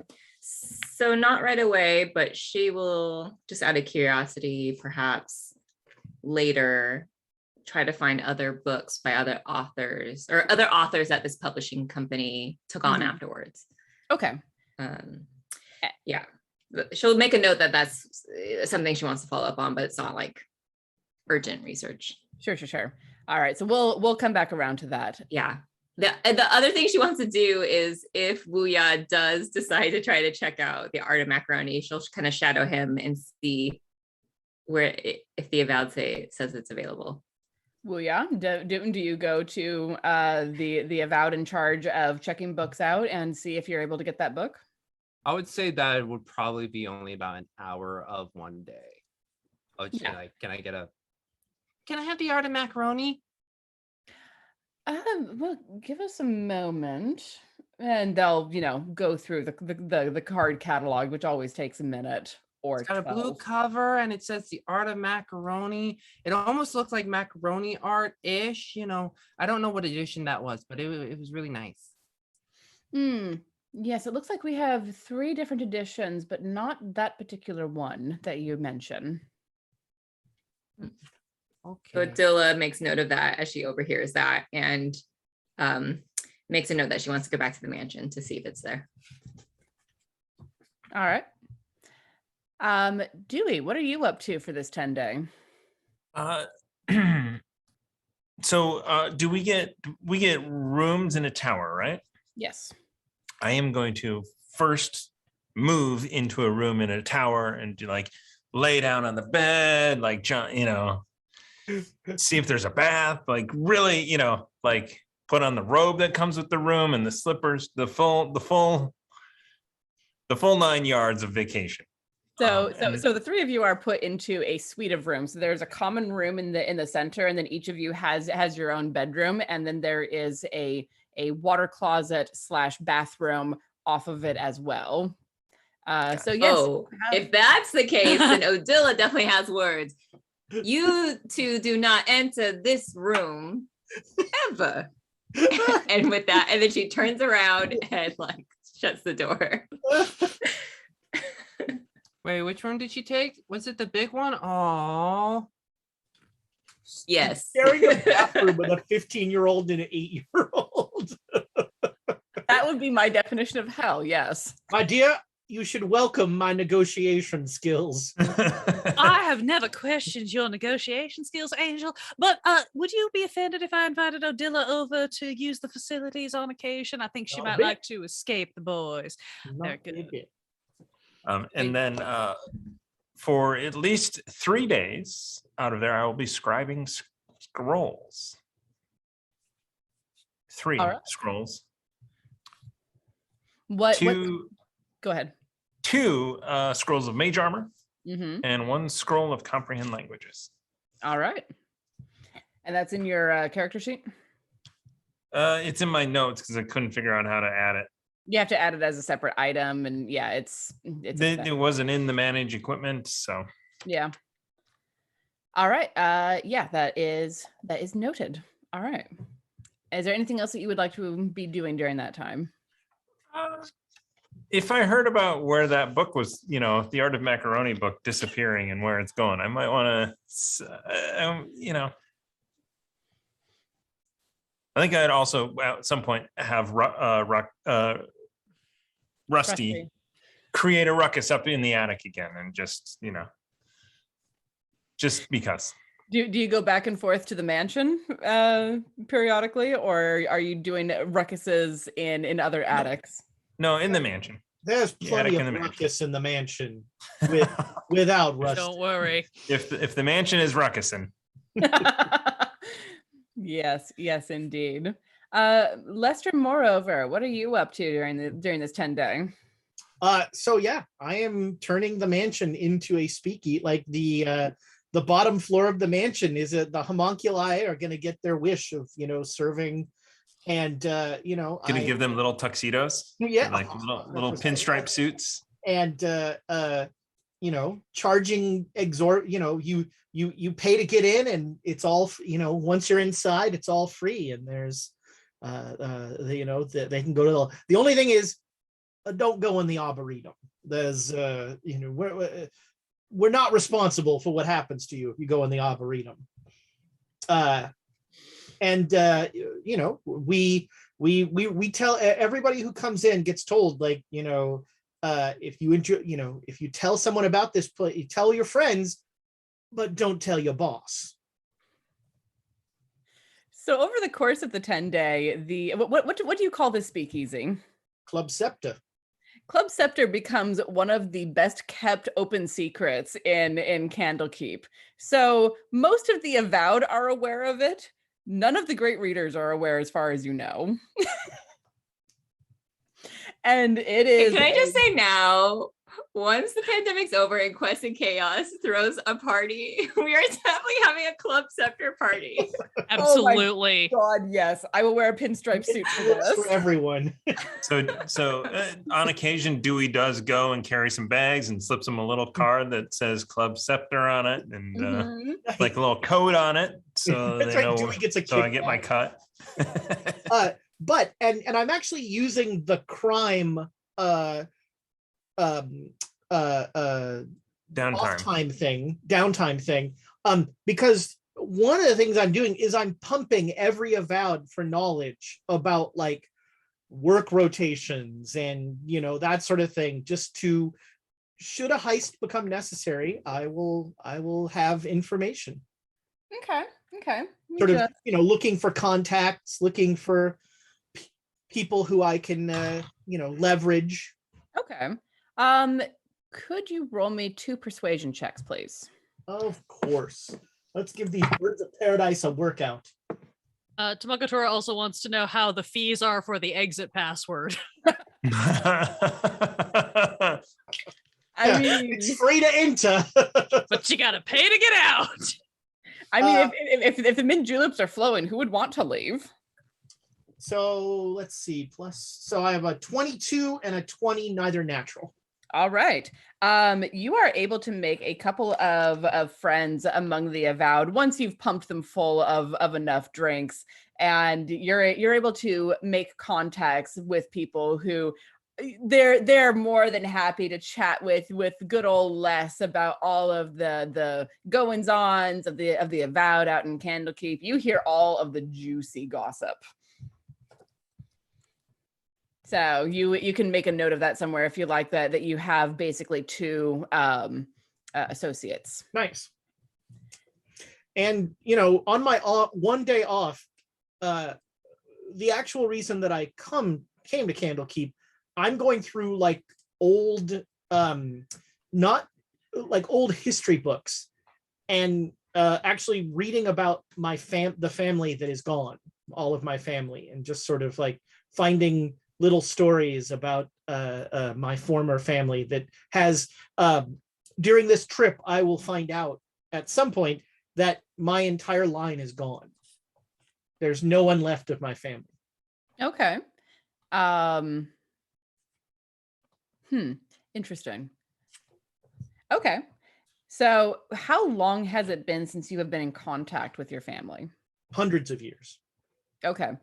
So, I mean, there are stories all up and down the Sword Coast, primarily in Baldur's Gate and Neverwinter, with a few coming out of Waterdeep. You have a few heroes in your line. You have a few notable rogues and adventurers. Rogues not of the adventuring type, more of the notable criminals type. And there are some generations where nothing happened. It was very quiet, very peaceful. Someone raised a happy little family, and then that blood came through. And if you want to know more details about it, we can work it out off stream. Woo-ya, what are you up to for that 10-day? Yeah. So Wuya is incredibly dissatisfied with the materials he has been given, not getting the right information. And when you approach Candlekeep, you see there's an entire back section that you do not have access to. Part of that 10-day, Wuya is going to be watching how people get in through the Emerald Door. Okay. It's not a secret, really. They're really only the high level researchers are allowed through the door, and people who are actually like doing the book running within. So there are avowed who are assigned behind the Emerald Door. But they are very specific, and there are people who have been with Candlekeep for a long time. Partially, and yeah, I don't think Scepter is gonna work for that door. Oh no. I'm curious what's behind it, because when you're like approaching from the coast, you can see it's like a snowman, right? Like you see the head here, and then there's a big butt. It's almost like an ant. Like we're only at the head, and then there's the whole thorax behind it that we haven't gotten to. You have the most interesting analogies, Booyah. Yeah. But you're here, like, don't you want to see what's on the other end? I would not be opposed to that, but perhaps we might need to do a little research on how to get to the other side of that. Oh yeah, that's what I'm doing. I'm watching right now. Well, I'll leave you to that then. Thank you. So like there's no like exchanging of anything to get through. Is there any So there are very few people who are not the avowed assigned to the inner sanctum that you see go in, but the two or three that you do see go in present the person who is at the door with a letter.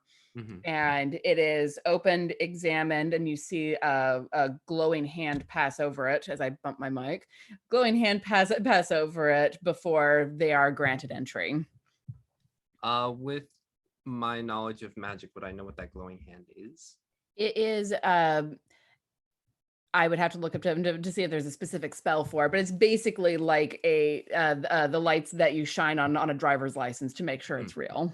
but the magical version thereof. I'm going to go up to the bouncer and just like walk up to him. It's like, excuse me, how do I get in? And this enormous Goliath of a person looks down at you. You come up to maybe the middle of their thigh. They are a very tall person. Hi. Well, little one, in order Well, to I'm not a little one. Little one's at the heart. small child. That's true.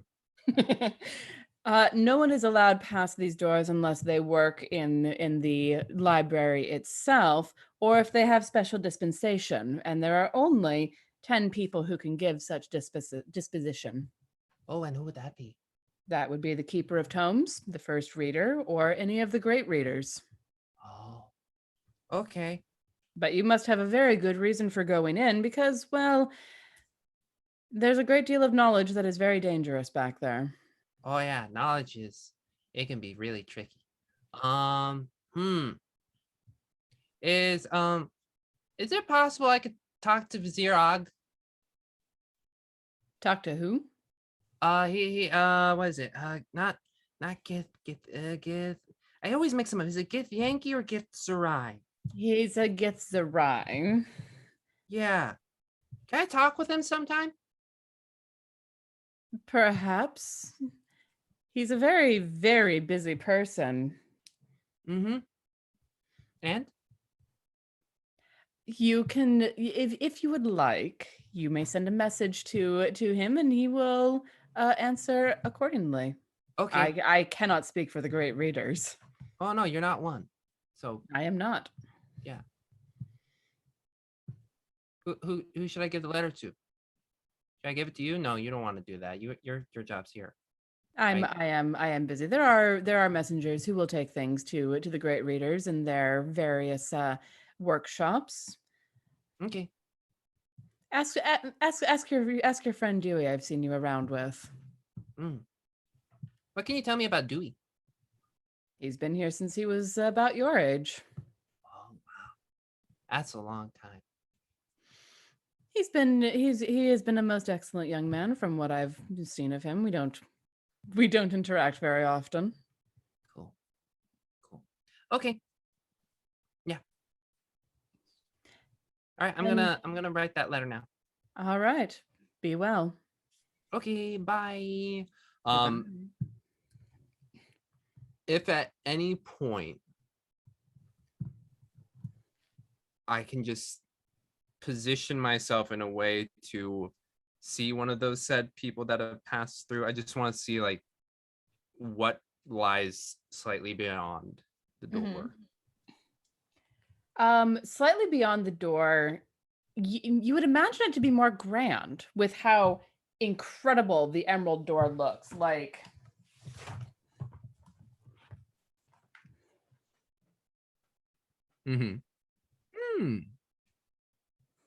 That's nice. You would assume that beyond it would be every bit as extravagant, every bit as grand, but it's actually rather pedestrian. It is a hallway that is well lit by ever-burning flames, and continues back into before the door closes, kind of in your face, a room that seems to open up into forever. Okay.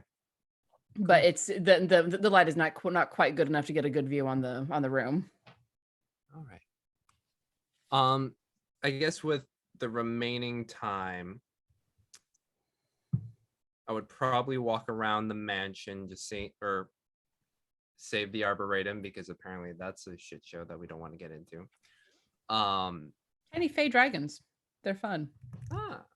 But yeah, looking around, just trying to get a sense of what Festandia was all about, why she felt it was necessary to make said mansion, and compose a letter for oh god, his name, Vizier Og. Okay. So I can get an audience with him at some point. All right. Looking around, especially if you spend time reading Festandia's memoirs, where I'm sure you would know that you would get the best sense of who she was. She was a devoted follower of Mistra. the Mhm. sort of person who pushed the bounds of what magic could do, and in turn, because gods take their power from worship, gave more power to Mistra. So it's very much a give and take relationship between the goddess and her follower. And in thanks for everything that she did, Mistra created this mansion for her at Fistandia's request. Okay. A place where she could study for weeks without being interrupted. Cool. Can I get if there is a greater sense of why she wanted that isolation other than fuck people when I'm reading? It's basically fuck people when I'm reading, but also the kinds of things that she was working on, like the alchemical workshop downstairs, where she was trying to transmute items into gold. So it was trying to break that age-old question, that age-old secret, and she didn't want anyone getting access to that knowledge if she did figure it out. And now that we've been in there for days, there's no time dilation, right? Time passes exactly the same in the mansion as it does out in the rest of the world.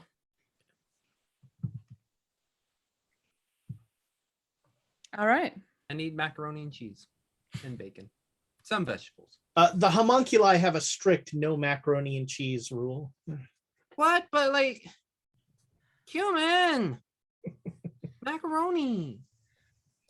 I'm sorry. The master of the house said no. It's a building block of art, boy. Can I have like I guess linguine with some cheese then? It's fine. Is that the same? No, it's fine. All right. And they'll make you linguine with cheese. The only art made out of linguine is profane. Fusilli Jerry? Is there Don't you mean sacred, darling? Depends on who's saying it, I suppose. I Sabachthani. think at some point, well, can I just say, I think at one point, Odila also goes back to mansion because she wants to see if Art of Macaroni is back in the library. And she walks in like shocked to see this speaking, shocked for a moment, and then just remembering who's staying here and not shocked at all that there's a speakeasy going on.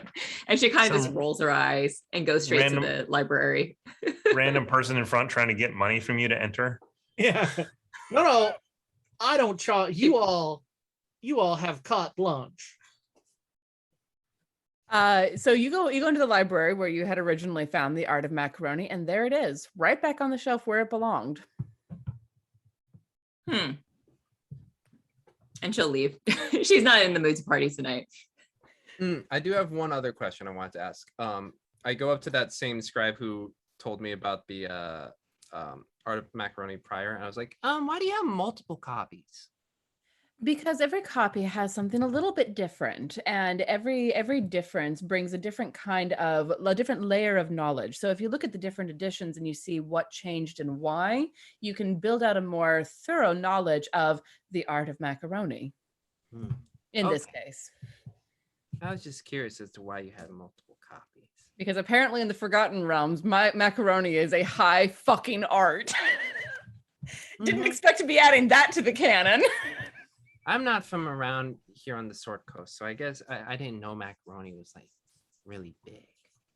Oh, it is certainly a thing. It's a little outside of my taste personally, but each to their own as far as art goes. I just like eating it. In certain circles of hell. Beauty of macaroni is that it is simultaneously canvas and oil paint. It is the basis of the art, and yet it is the art itself. You should really read that book, son. Oh, I guess so. Oh, well, they don't have the same copy. If you get the copy with the red cover on it, I know the author. No way. What's her name? Lest moreover. That's you. Yes. Twist. Wait, Dun, so like, dun, dun. since we're friends, can I just have a copy? You got one on you? Well, I don't normally carry it. Well, look right here. Let me sign this for you. Sure, have a copy of the second edition of the. Of course, what the did second edition. Oh God, what was it? It was called something like the Simpleton's Guide to Macaroni Macaroni Art. art. Yeah. Cheers. Awesome. Look, it was a bestseller in like the first 3 levels of hell. He had to go to second printing right away. I think that's all my curiosity. I don't believe you for a second. No, Episode title. no, but I'm talking a lot right now. Sabachthani, what are you up to for that 10 day? Sabachthani surprisingly spends very little time in the mansion, other than when she sleeps from about 4 a.m. to noon. She's the night owl of the group, apparently. No, Sabachthani is going to very politely send a message to Silvira and request an opportunity to talk with her again. At which and indicate that she is looking for a laboratory space to use for some potion making and inquiring about that. And also just like, and then the little like kind of postscript of like, and also it would be lovely to spend some time in the company of someone who understands our particular worldview. She will send that off. And you get a message that evening back. Not so quick as to seem, excited, but can't text back right away. Gotta wait a couple minutes. Yeah, exactly. Is the note sprayed with perfume? No, but it does smell a little bit like brimstone. Home. Exactly. A perfume in its own way. And Silvira replies that she is more than happy to share laboratory space. There is room enough for more space than she necessarily needs, and it would be wonderful to spend time with such a cultured lady. Delightful. So then essentially for the rest of the week, mechanically, I'm going to spend 4 days brewing healing potions down in the lab. And in the time around that, I will spend chatting with Silvira and trying to do some more of my specific research. Okay. So after about the 5th, toward the evening of the 9th day, morning of the 10th, because she is also a night owl and love it. Very, very intrigued to have someone else to talk with in the wee hours of the morning. You and she are chatting, and someone taps on the door, and people don't usually bother her at this time because everyone's asleep. Every sensible person is asleep. I'm probably sitting in I'm probably playing fetch with her imp, who I have hopefully, or her quasit rather, who I have hopefully befriended in the course of this time. Oh, the quasit and you are best buddies. And yeah, you're playing fetch with a ball that is made of the intestines of some horrible creature. Absolutely. And just chuck across the room, and then you pause. If you draw it correctly, that it bounces. You can get full rebound off the back wall. It's amazing. Patronus.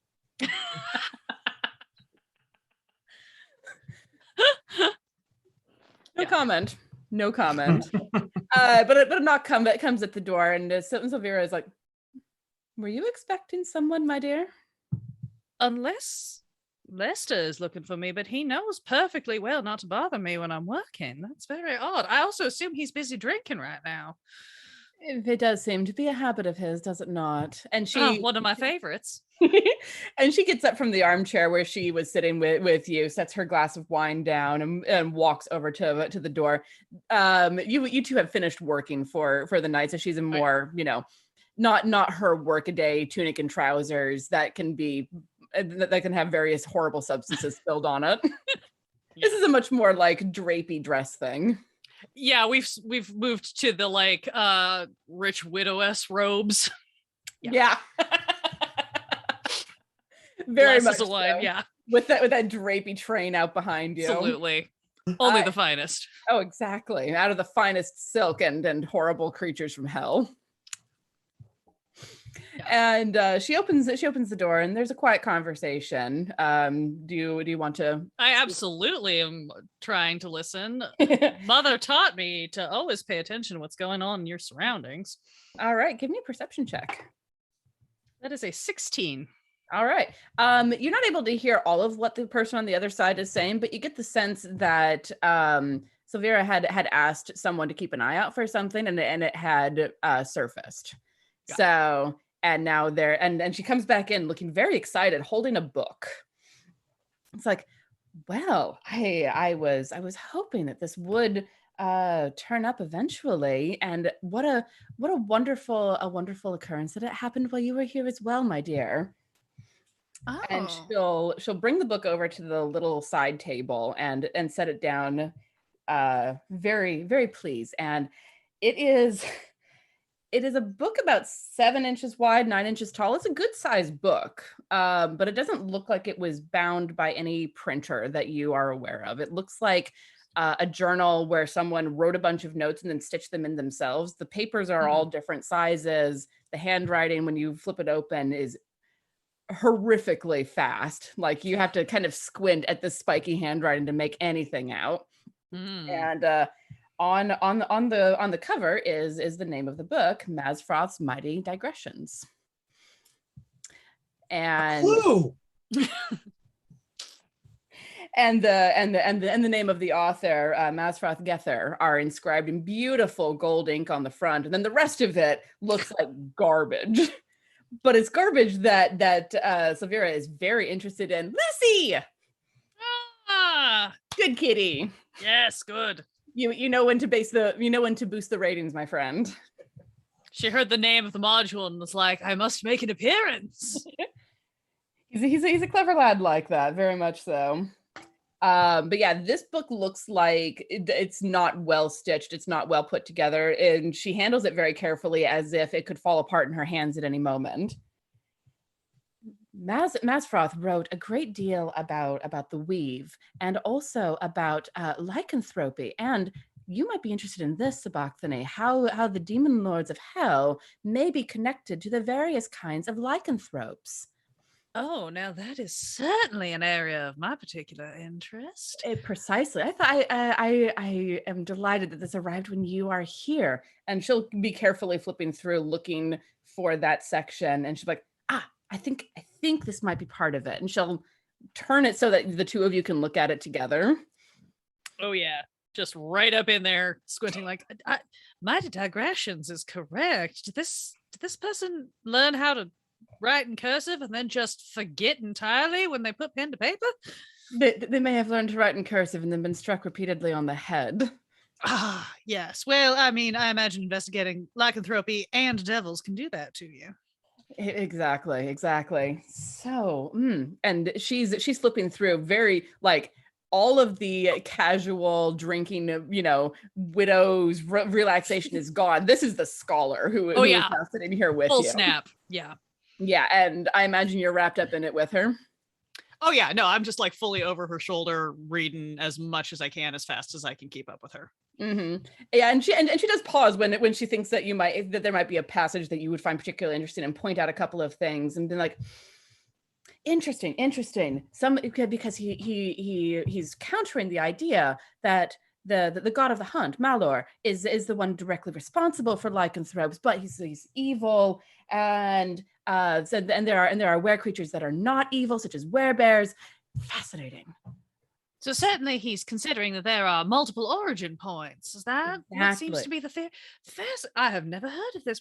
This Mazfroth, he's not well known, I assume, or only in certain circles, perhaps? In certain circles, he's very well known. This is a valuable tome that I have had my eye out for a long time, but it's never surfaced. As you can see, there's really only one copy.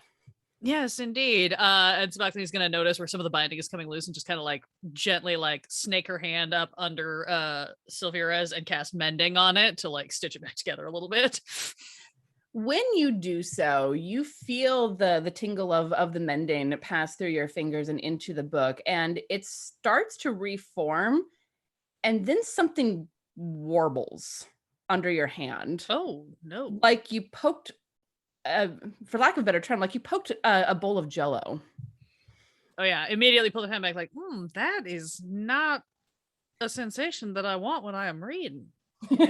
And then this thing starts to shift in Silvera's hands, and she immediately, like, self-preservation instinct in a library like this is strong. She frisbees it across the room. Oh yeah. And in midair, it changes. Roll initiative. I know Dilla's not there to stab it. I was genuinely hoping that other people would be involved with this, but it was too late at night. This just became uptime. I apparently this is just my lot this week in D&D. Every game I have poked the thing I shouldn't poke, and we're just continuing the grand trend. My love, do not worry. We have a tonic of charm. Oh, well, thank goodness. I can just convince it not to bite me. I know how you do love that tonic of charm. You do know how I love that fucking tonic of charm. We're past 11 minutes, right, Thomas? We are well past 11 minutes at this point. So this creature turns into a sphere of ectoplasm as it soars through the air and then hovers there. And immediately as it's hovering there, and Silvera is like gesturing to start pulling on the weave and her, because I mean, she's oh yeah, she's very good at what she do too. You're both just assaulted with these impressions, these thoughts, these primal instincts, for lack of a better term, that is just feed. What did you roll for initiative? 19. What the heck? Okay. All right. So you are going to go first. What would you like to do? Fighting a book again. What the hell is this library? It doesn't seem to be a book anymore, for what that's worth. It is a rare book. Roughly 3 foot in diameter, a sphere of ectoplasm just hovering there in the air. Okay. Well, double checking. I have to remember because I leveled up. What do I actually have? I'm just gonna look at look at Silvera and be like, you're good at range, aren't you? And I'm gonna just like clap my hands together in that very like rich lady like Karen well then gesture, and I would like to try to thunder wave this thing a little further away from us. I would need it to fail a Constitution saving throw, please. A Constitution saving throw. What's the DC on that? 14. It rolled a nat 1. Cool. So I'm assuming that's gonna fail. Oh, I would imagine just a little bit. So your thunder wave blows out, and it's on the other side of the work table. So your thunder wave hits the table, hits a couple potted plants, and then slams into the ectoplasm, and the whole thing just goes flying back. How far back does thunder wave push? 10 feet. All right. This actually seems to go closer to 15 feet because it rolled a nat 1 on this. Sure. And it goes flying backwards and like dings into the corner of Silvera's desk. Yeah. And of course, anybody who's anywhere remotely near us just hears a boom out 300 feet. Oh yeah. There you're starting to hear very faintly with your passive perception, you're starting to hear startled cries from around the tower. You are down in the basement, so that helps, but there are people not far away. I'm not necessarily mad at the idea of other people showing up. Just saying. That will be 7 damage as well. All right. Excellent. A good start. Pens.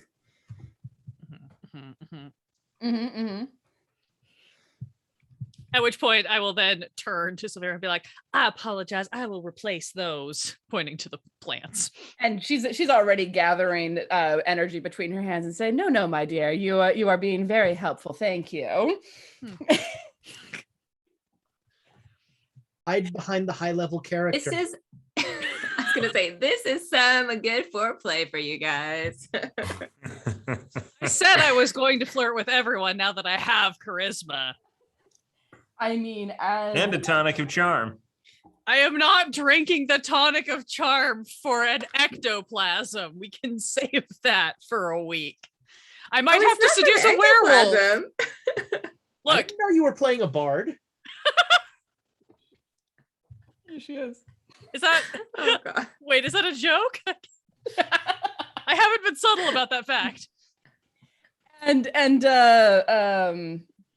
Silvera will look at the situation, sigh, and say, well, it's just as well that paper can't burn here, and casts Fireball right on top of this thing. Lovely. Isn't it just in the box?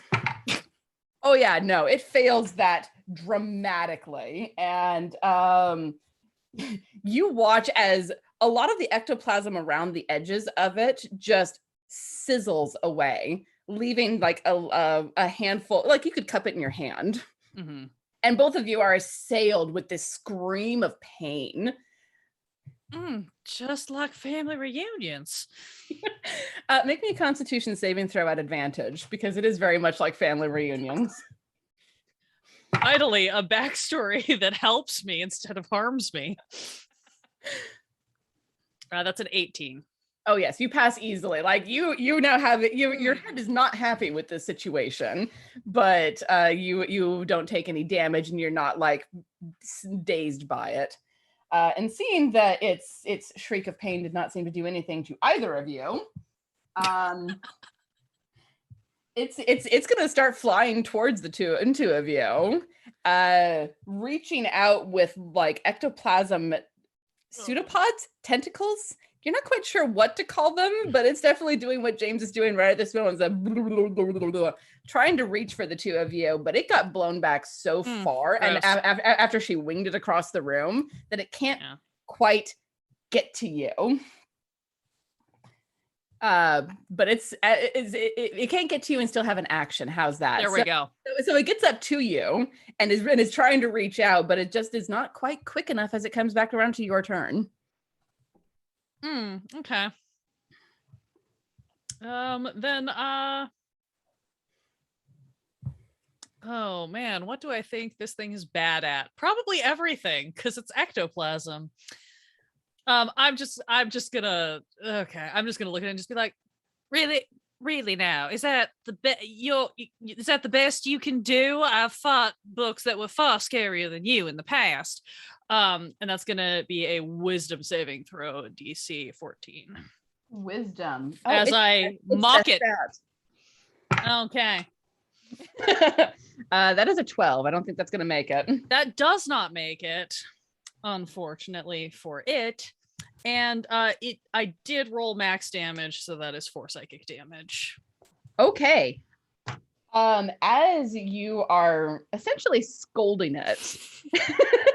It's what I'm best at. The very school marm scolding. It like trembles and shakes and is just, need life, feed me, trying to like press this into your head.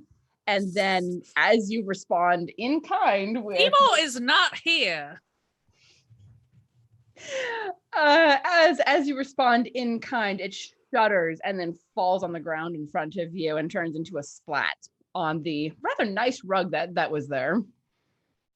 I will replace that. I apologize. No worries at all, my dear. And since Elvira is like crouched in front of it, poking at the ectoplasm with a pencil.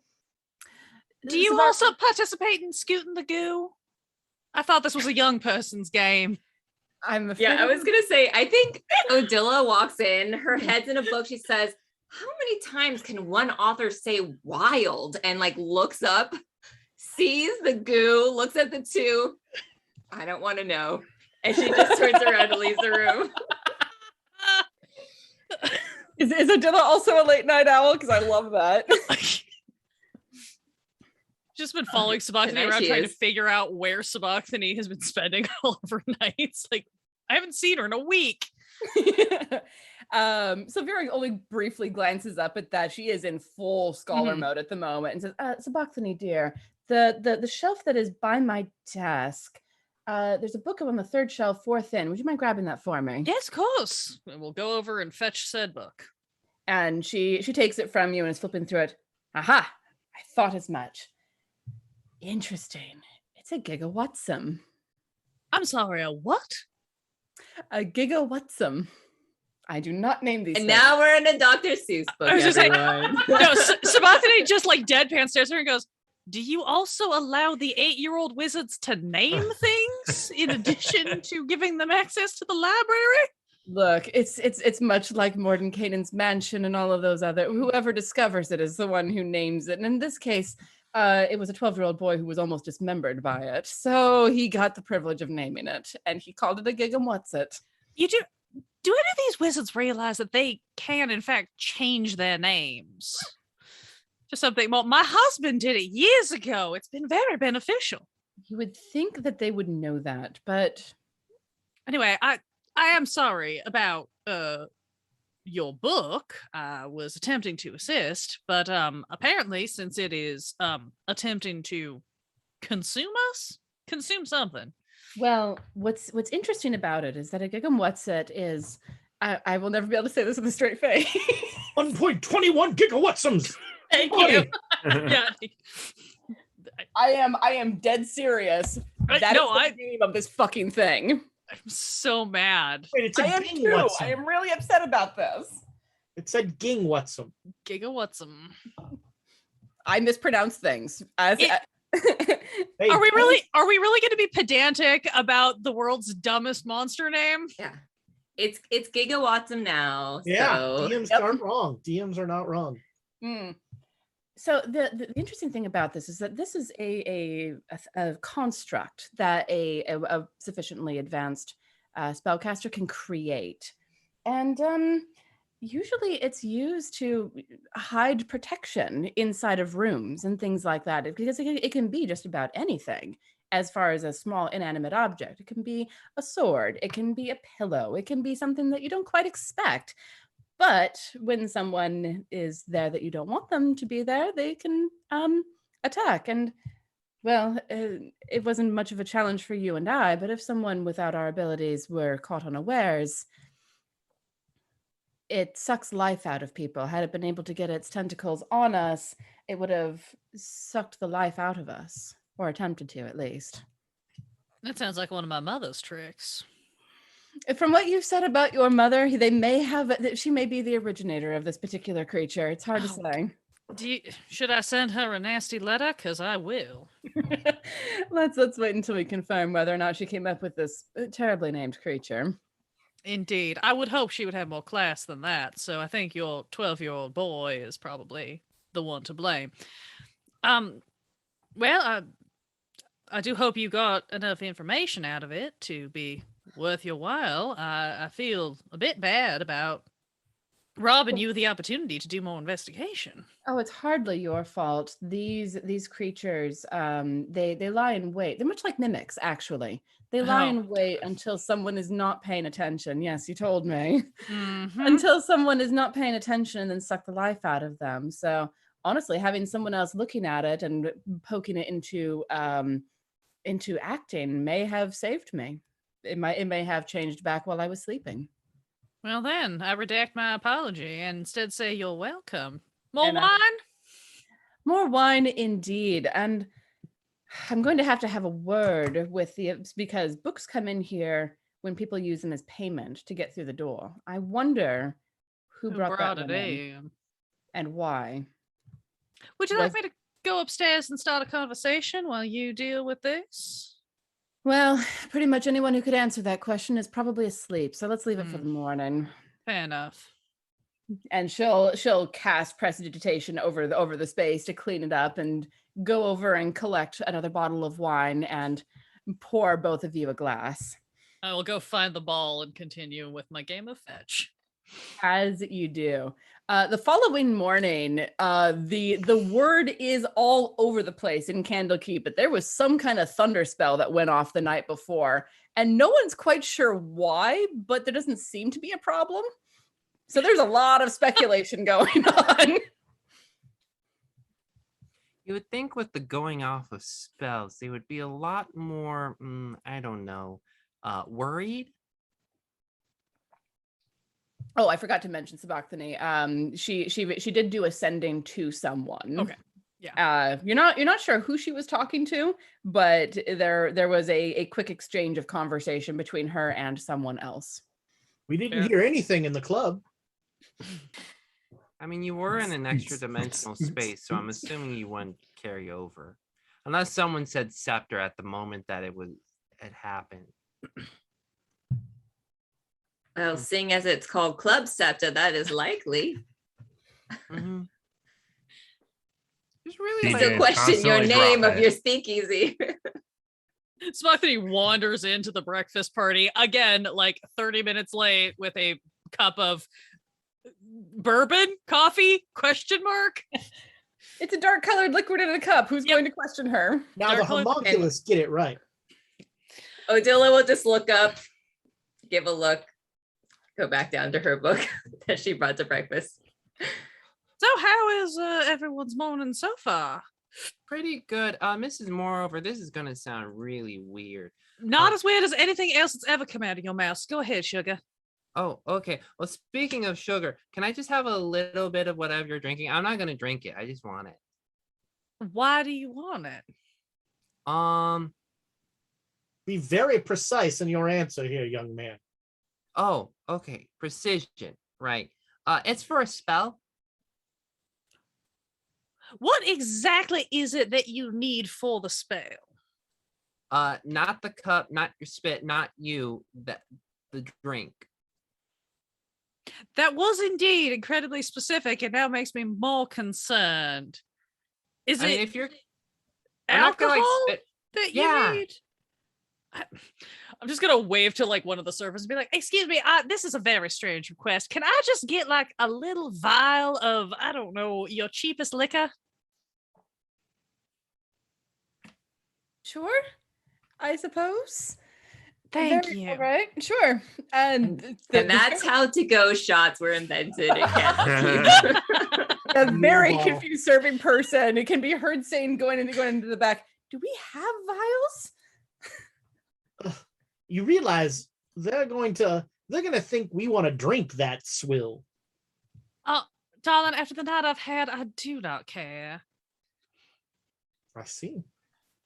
No, And no, no, what- not like that. We a book came to life and tried to attack us again. I was with Silvira. We were working on projects, and then book came to life, like they apparently do around here. Endemic in this place. Indeed. Good thing there aren't books everywhere. I think, Odila, I think you got to stab every book you see just to make sure. It's well, we know we can't burn them. Well, this one we did in fact set on fire, but it wasn't a book at the time. It transformed into something else, and then Silvira set it on fire. But any y'all ever heard of Mazfroth? Does that ring a bell? Have we? Anyone who Yeah. would like to can make an Arcana or a History check. Yeah, first dice roll of the evening. I'm sorry. It's like I'll you're go off on these tangents. you're about welcome. Y'all go off on these tangents about macaroni, and I can't give you opportunities to roll. Odila got a 16. Okay. 19. Anyone else rolling? Unless we got a bourbon.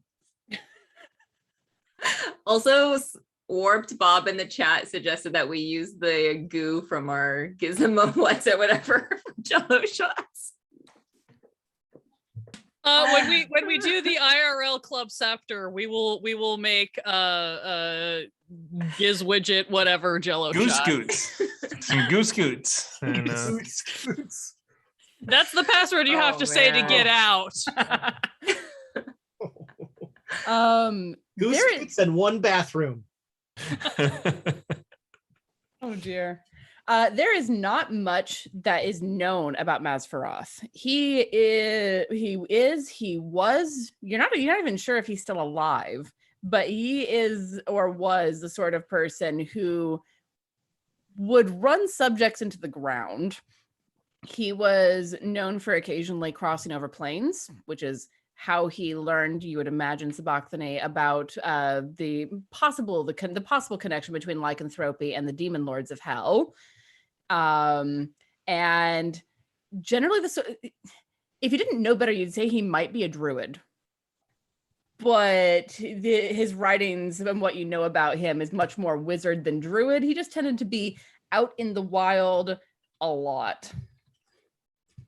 So there isn't a great deal known about him, except that Mazfroth's Mighty Digressions with a 19, you've heard of that book, and it's the sort of thing that people pay dearly to get their hands on.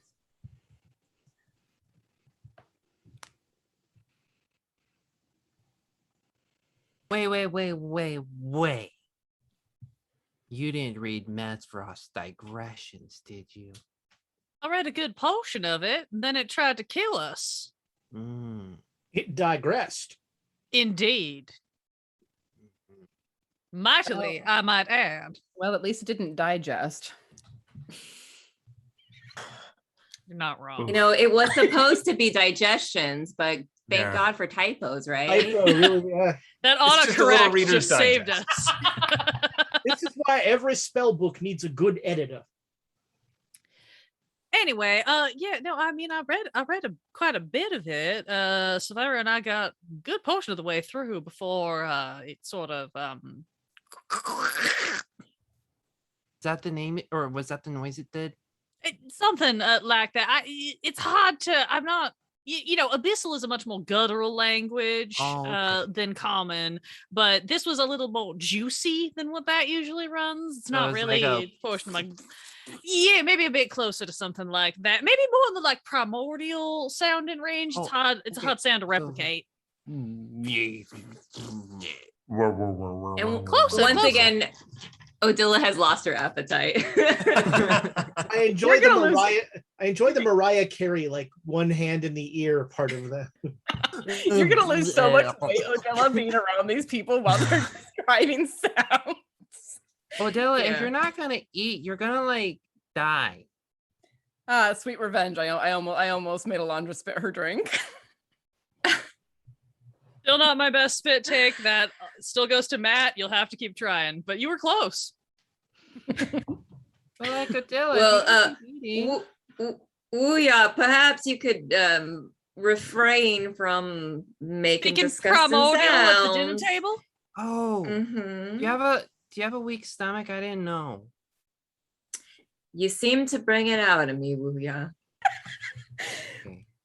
So into this conversation, you see your friend Silvira walk into the hearth. I will look at the table very quickly, and I will get up and go over to meet her before she quite fully gets to us, and just be like, "Hi, we were just catching breakfast. Have you met my husband, Lester? Les, come here, sweetie. I do not. Yes, believe my I love.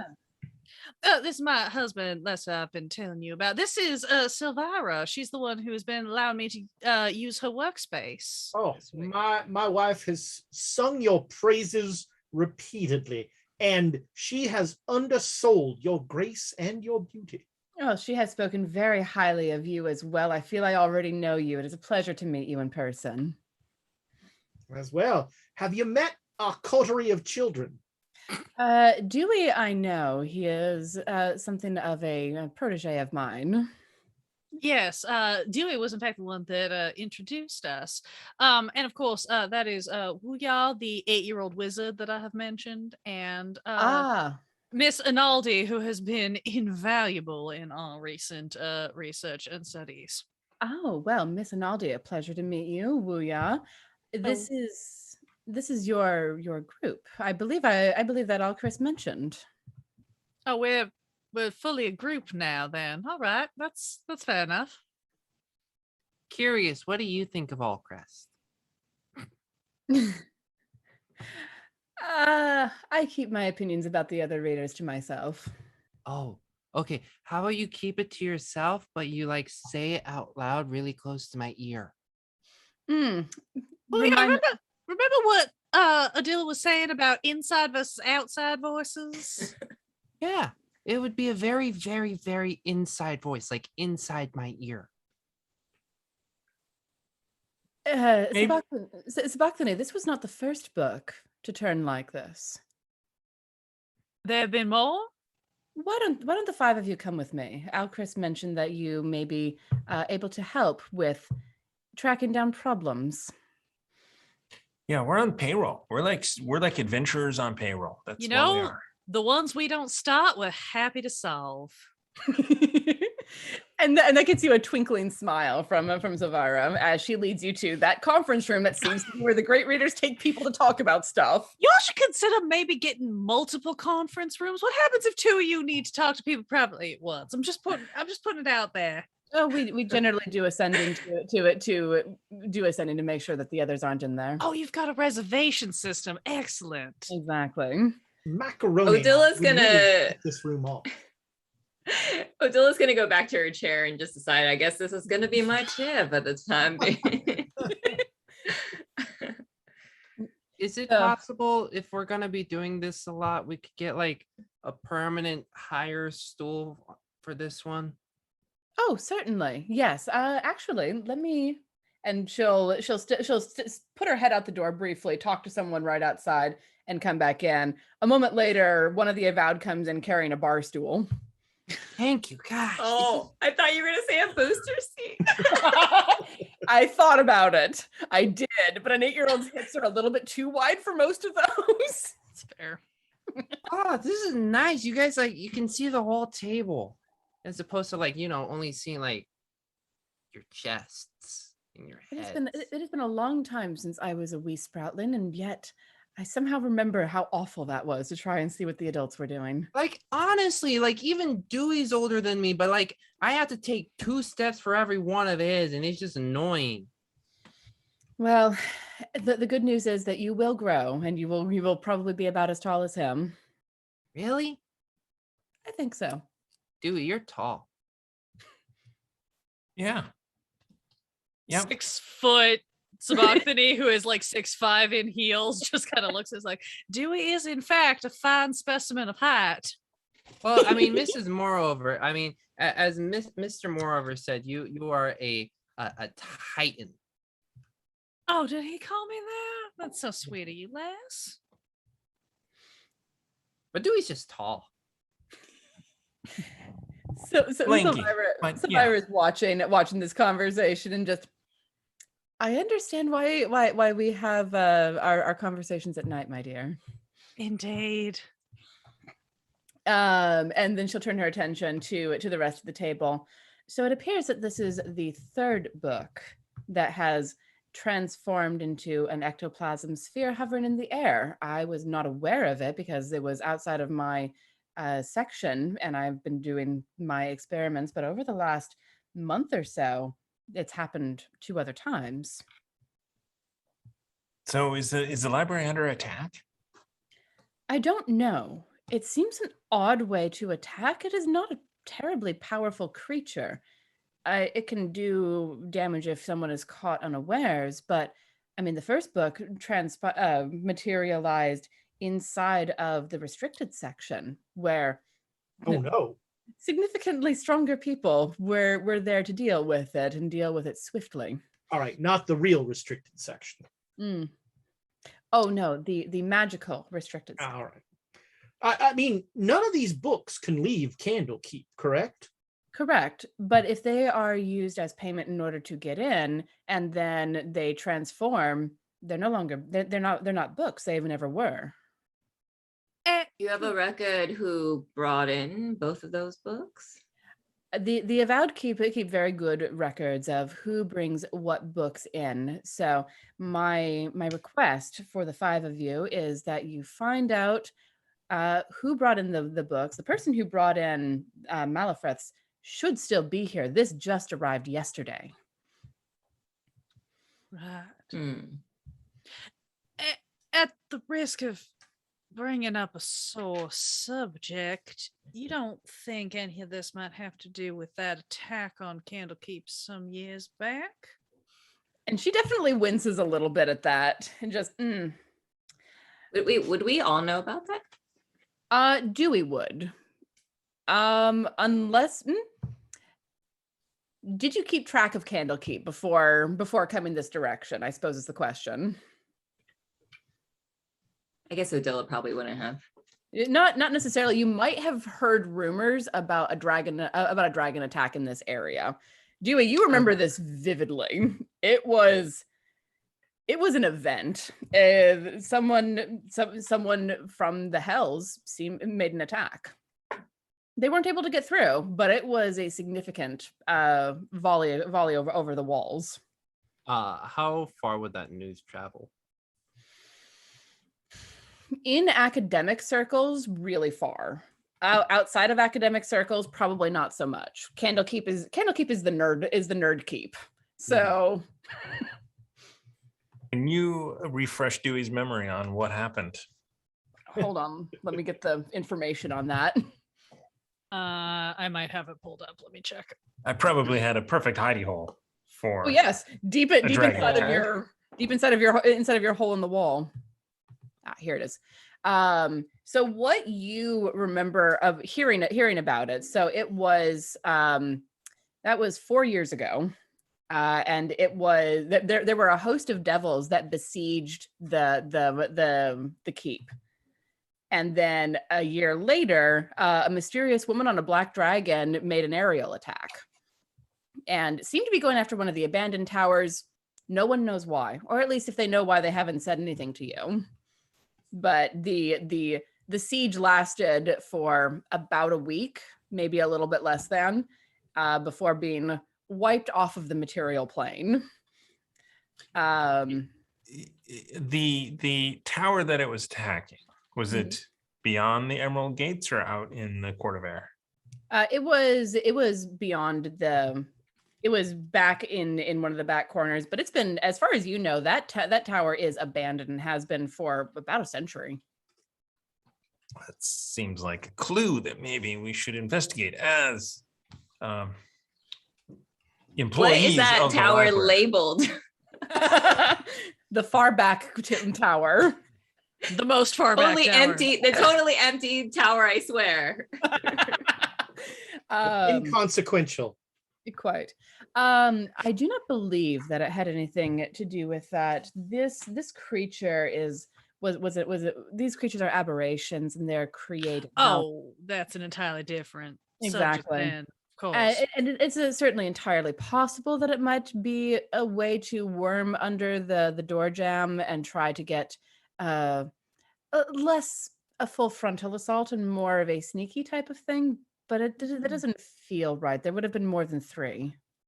And it wouldn't Yes. be spaced out so far. What if Well- the possibilities are more than 3?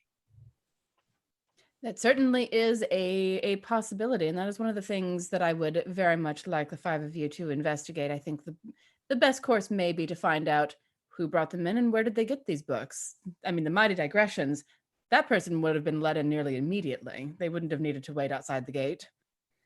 Quiet. Dewey at this point has actually pulled out his special quill and a piece of parchment and just started like drawing arcane runes on it. Just as like, and then scratching some things off, and then like just basically it looks like he's stopped paying attention to everything and started working on a spell. Okay. Glad he brought his coloring book. My dear, you and your friend have experienced one of these books. Was there a trigger of some sort that caused the book to go from being a book to a slavering literary beast? Sabachthani will kind of give Sylvia a little bit of a look and then just kind of make me like, I am somewhat ashamed to say that I was attempting to perform a little simple magic to keep the bindings together, and it seemed to trigger some sort of protective instinct. Entirely my fault. I do apologize. From what it was trying to say something, though. It had enough reason to press thoughts, words. even. Indeed. It was starving from what I was gathering. It hadn't eaten in quite some time. Presumably. And what exactly do these things eat? Life essence. They draw it from you. In fairness, it's Oh. delicious. You're not wrong, but it is only polite to ask first, and this thing most certainly did not. Consent is very important when consuming Indeed. life essence. Hear that, will ya? Whoa! Have you two started sharing spell books yet? Or that a euphemism? What? So, Well, Sabaki, since my dear, can I count on the five of you to track this down? well, I'm certainly invested in finding out how these things keep coming into these hallowed walls. I do beg your I pardon, think- Miss Rinaldi. What were you saying? well, I do think it would be good for us to start to find out who brought these books to Candlekeep. But I will say that since the first attack happened in the restricted section, we might also need access there to investigate. Would that be something you could help us with? Potentially. The crime and everything, Certainly, potentially, but let us cross off the other possibilities first. I would be loath to have to explain to the other readers why I let well, Of course. my apologies. I believe we were just called rabble. I think she was referring to the youthful nature of our party, sweetheart. Not all of us have been blessed with semi-eternal life. The avowed at the gate will have the best records of who came and went, and if it's far enough back, this has been taking place over about a month and a half or so. Some of the records are, and she'll actually point out the person who the avowed who keeps those records, and ask, is there any way that I can help you further in your investigation? When you defeated that other book, was there a corpse of some sort? Did it go back to being a book? It was it was a collection of ectoplasm, and it splattered all over the floor. Quite unpleasant. Is there some way of detecting that form that we could use? Not unless you have some version of true sight, I'm afraid. Once it is in its, so when I've done some more reading, my dear, when the gigawattsits are in, when the gigawattsits are created, they are given two forms that are not their true forms. So the true form is the ectoplasm that we saw and defeated. One of the forms can be a tiny inanimate object, say a book, a dagger, a cushion, something small and movable. And the other one is some sort of creature. So when it is in either of those forms, it looks like those until it changes. It's very much like a mimic in that sense, and you can only really tell by, well, provoking it or having true sight. So we will have to be continuing to stab books, random furniture, and suspicious of all familiars that we come across then. Yeah. Oh, darling, please. Odila is poking at wait, what's your raven? Iris. Iris.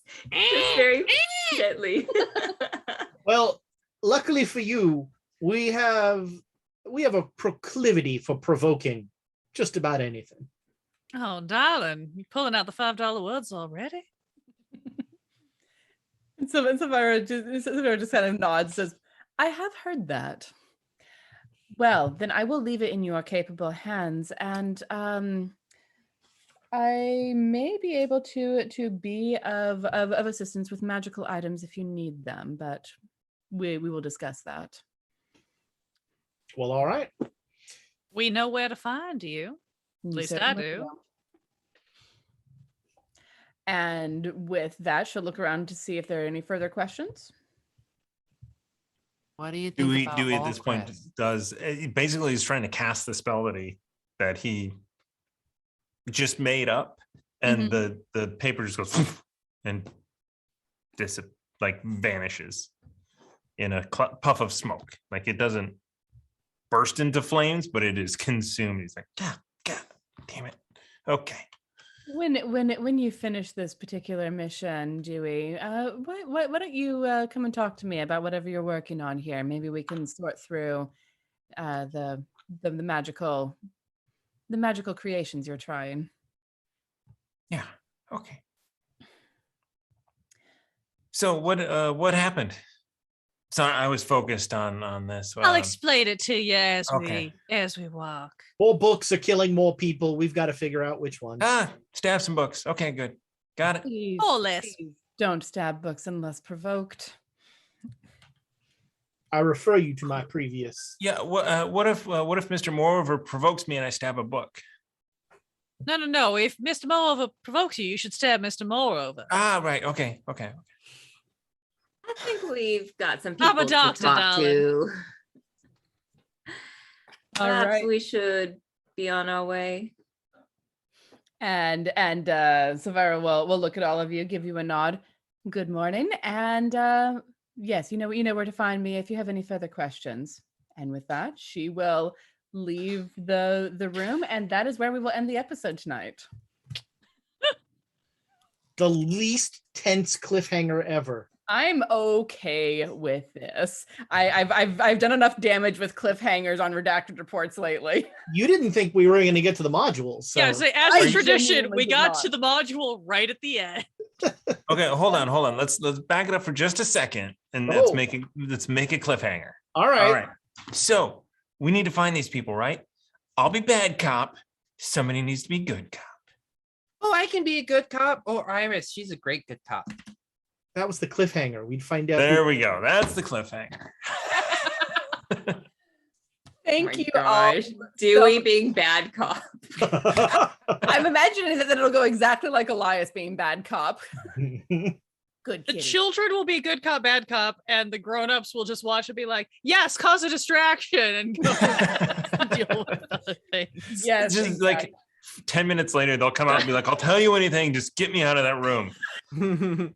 Cop, bad cop. Pretty much.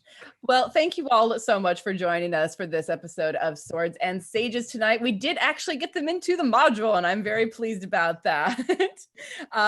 Give us a like on the YouTube, give us a follow on the Twitch, and a subscribe on the YouTube. Leave a review on the podcast provider of your choice. Do all the usual things. Come join our Discord. Our Discord is full of really fun people, and the Redacted Report section is about to blow up. It's going to get interesting real quick. And let me see. Again, we are not playing cardboard. We're not doing anything with Cardboard and Chaos tomorrow. The final episode of Shrimp Farm is going out on Wednesday, which I'm very excited about. And Now, is that midnight Wednesday for those who are super late night people? yes, that is midnight Tuesday night, Wednesday morning Pacific Standard Time. So it'll probably be in the podcatchers by about 12:30, depending on how long iTunes takes. And yes, Rime of the Frost Maiden will be in for a few hours on Saturday morning. We are guaranteed to see Matt play a new character. I am looking forward to this. He needs to get me a line for the new character for the podcast opening at some point in the near future. We'll talk get about there. Yeah. Cool. He's Cool. playing Jenner. Caitlyn Jenner gonna offer no. some Pepsi No, Coke. no, No. absolutely not. No. Yes, and Down Darker Trails is off this week, but will return the following week with a special guest that we are very excited to welcome in. And I believe Welcome in. No, Sorry. not tonight. Not tonight. It's okay. Ezra, what are our quotes tonight? Oh, Oh, right. yes. Very important. Food Yes. is temporary, poop is forever. Skin and bones, just bones, actually. That would be what a smart person would do. With much mirth, merriment, and threats of murder of small children. My personal vote, I ate a lot of macaroni. Knowledge can be really tricky. I think that's all my curiosity. That is not a sensation I want while reading. The problems we don't start, we're happy to deal with. And stab some more books.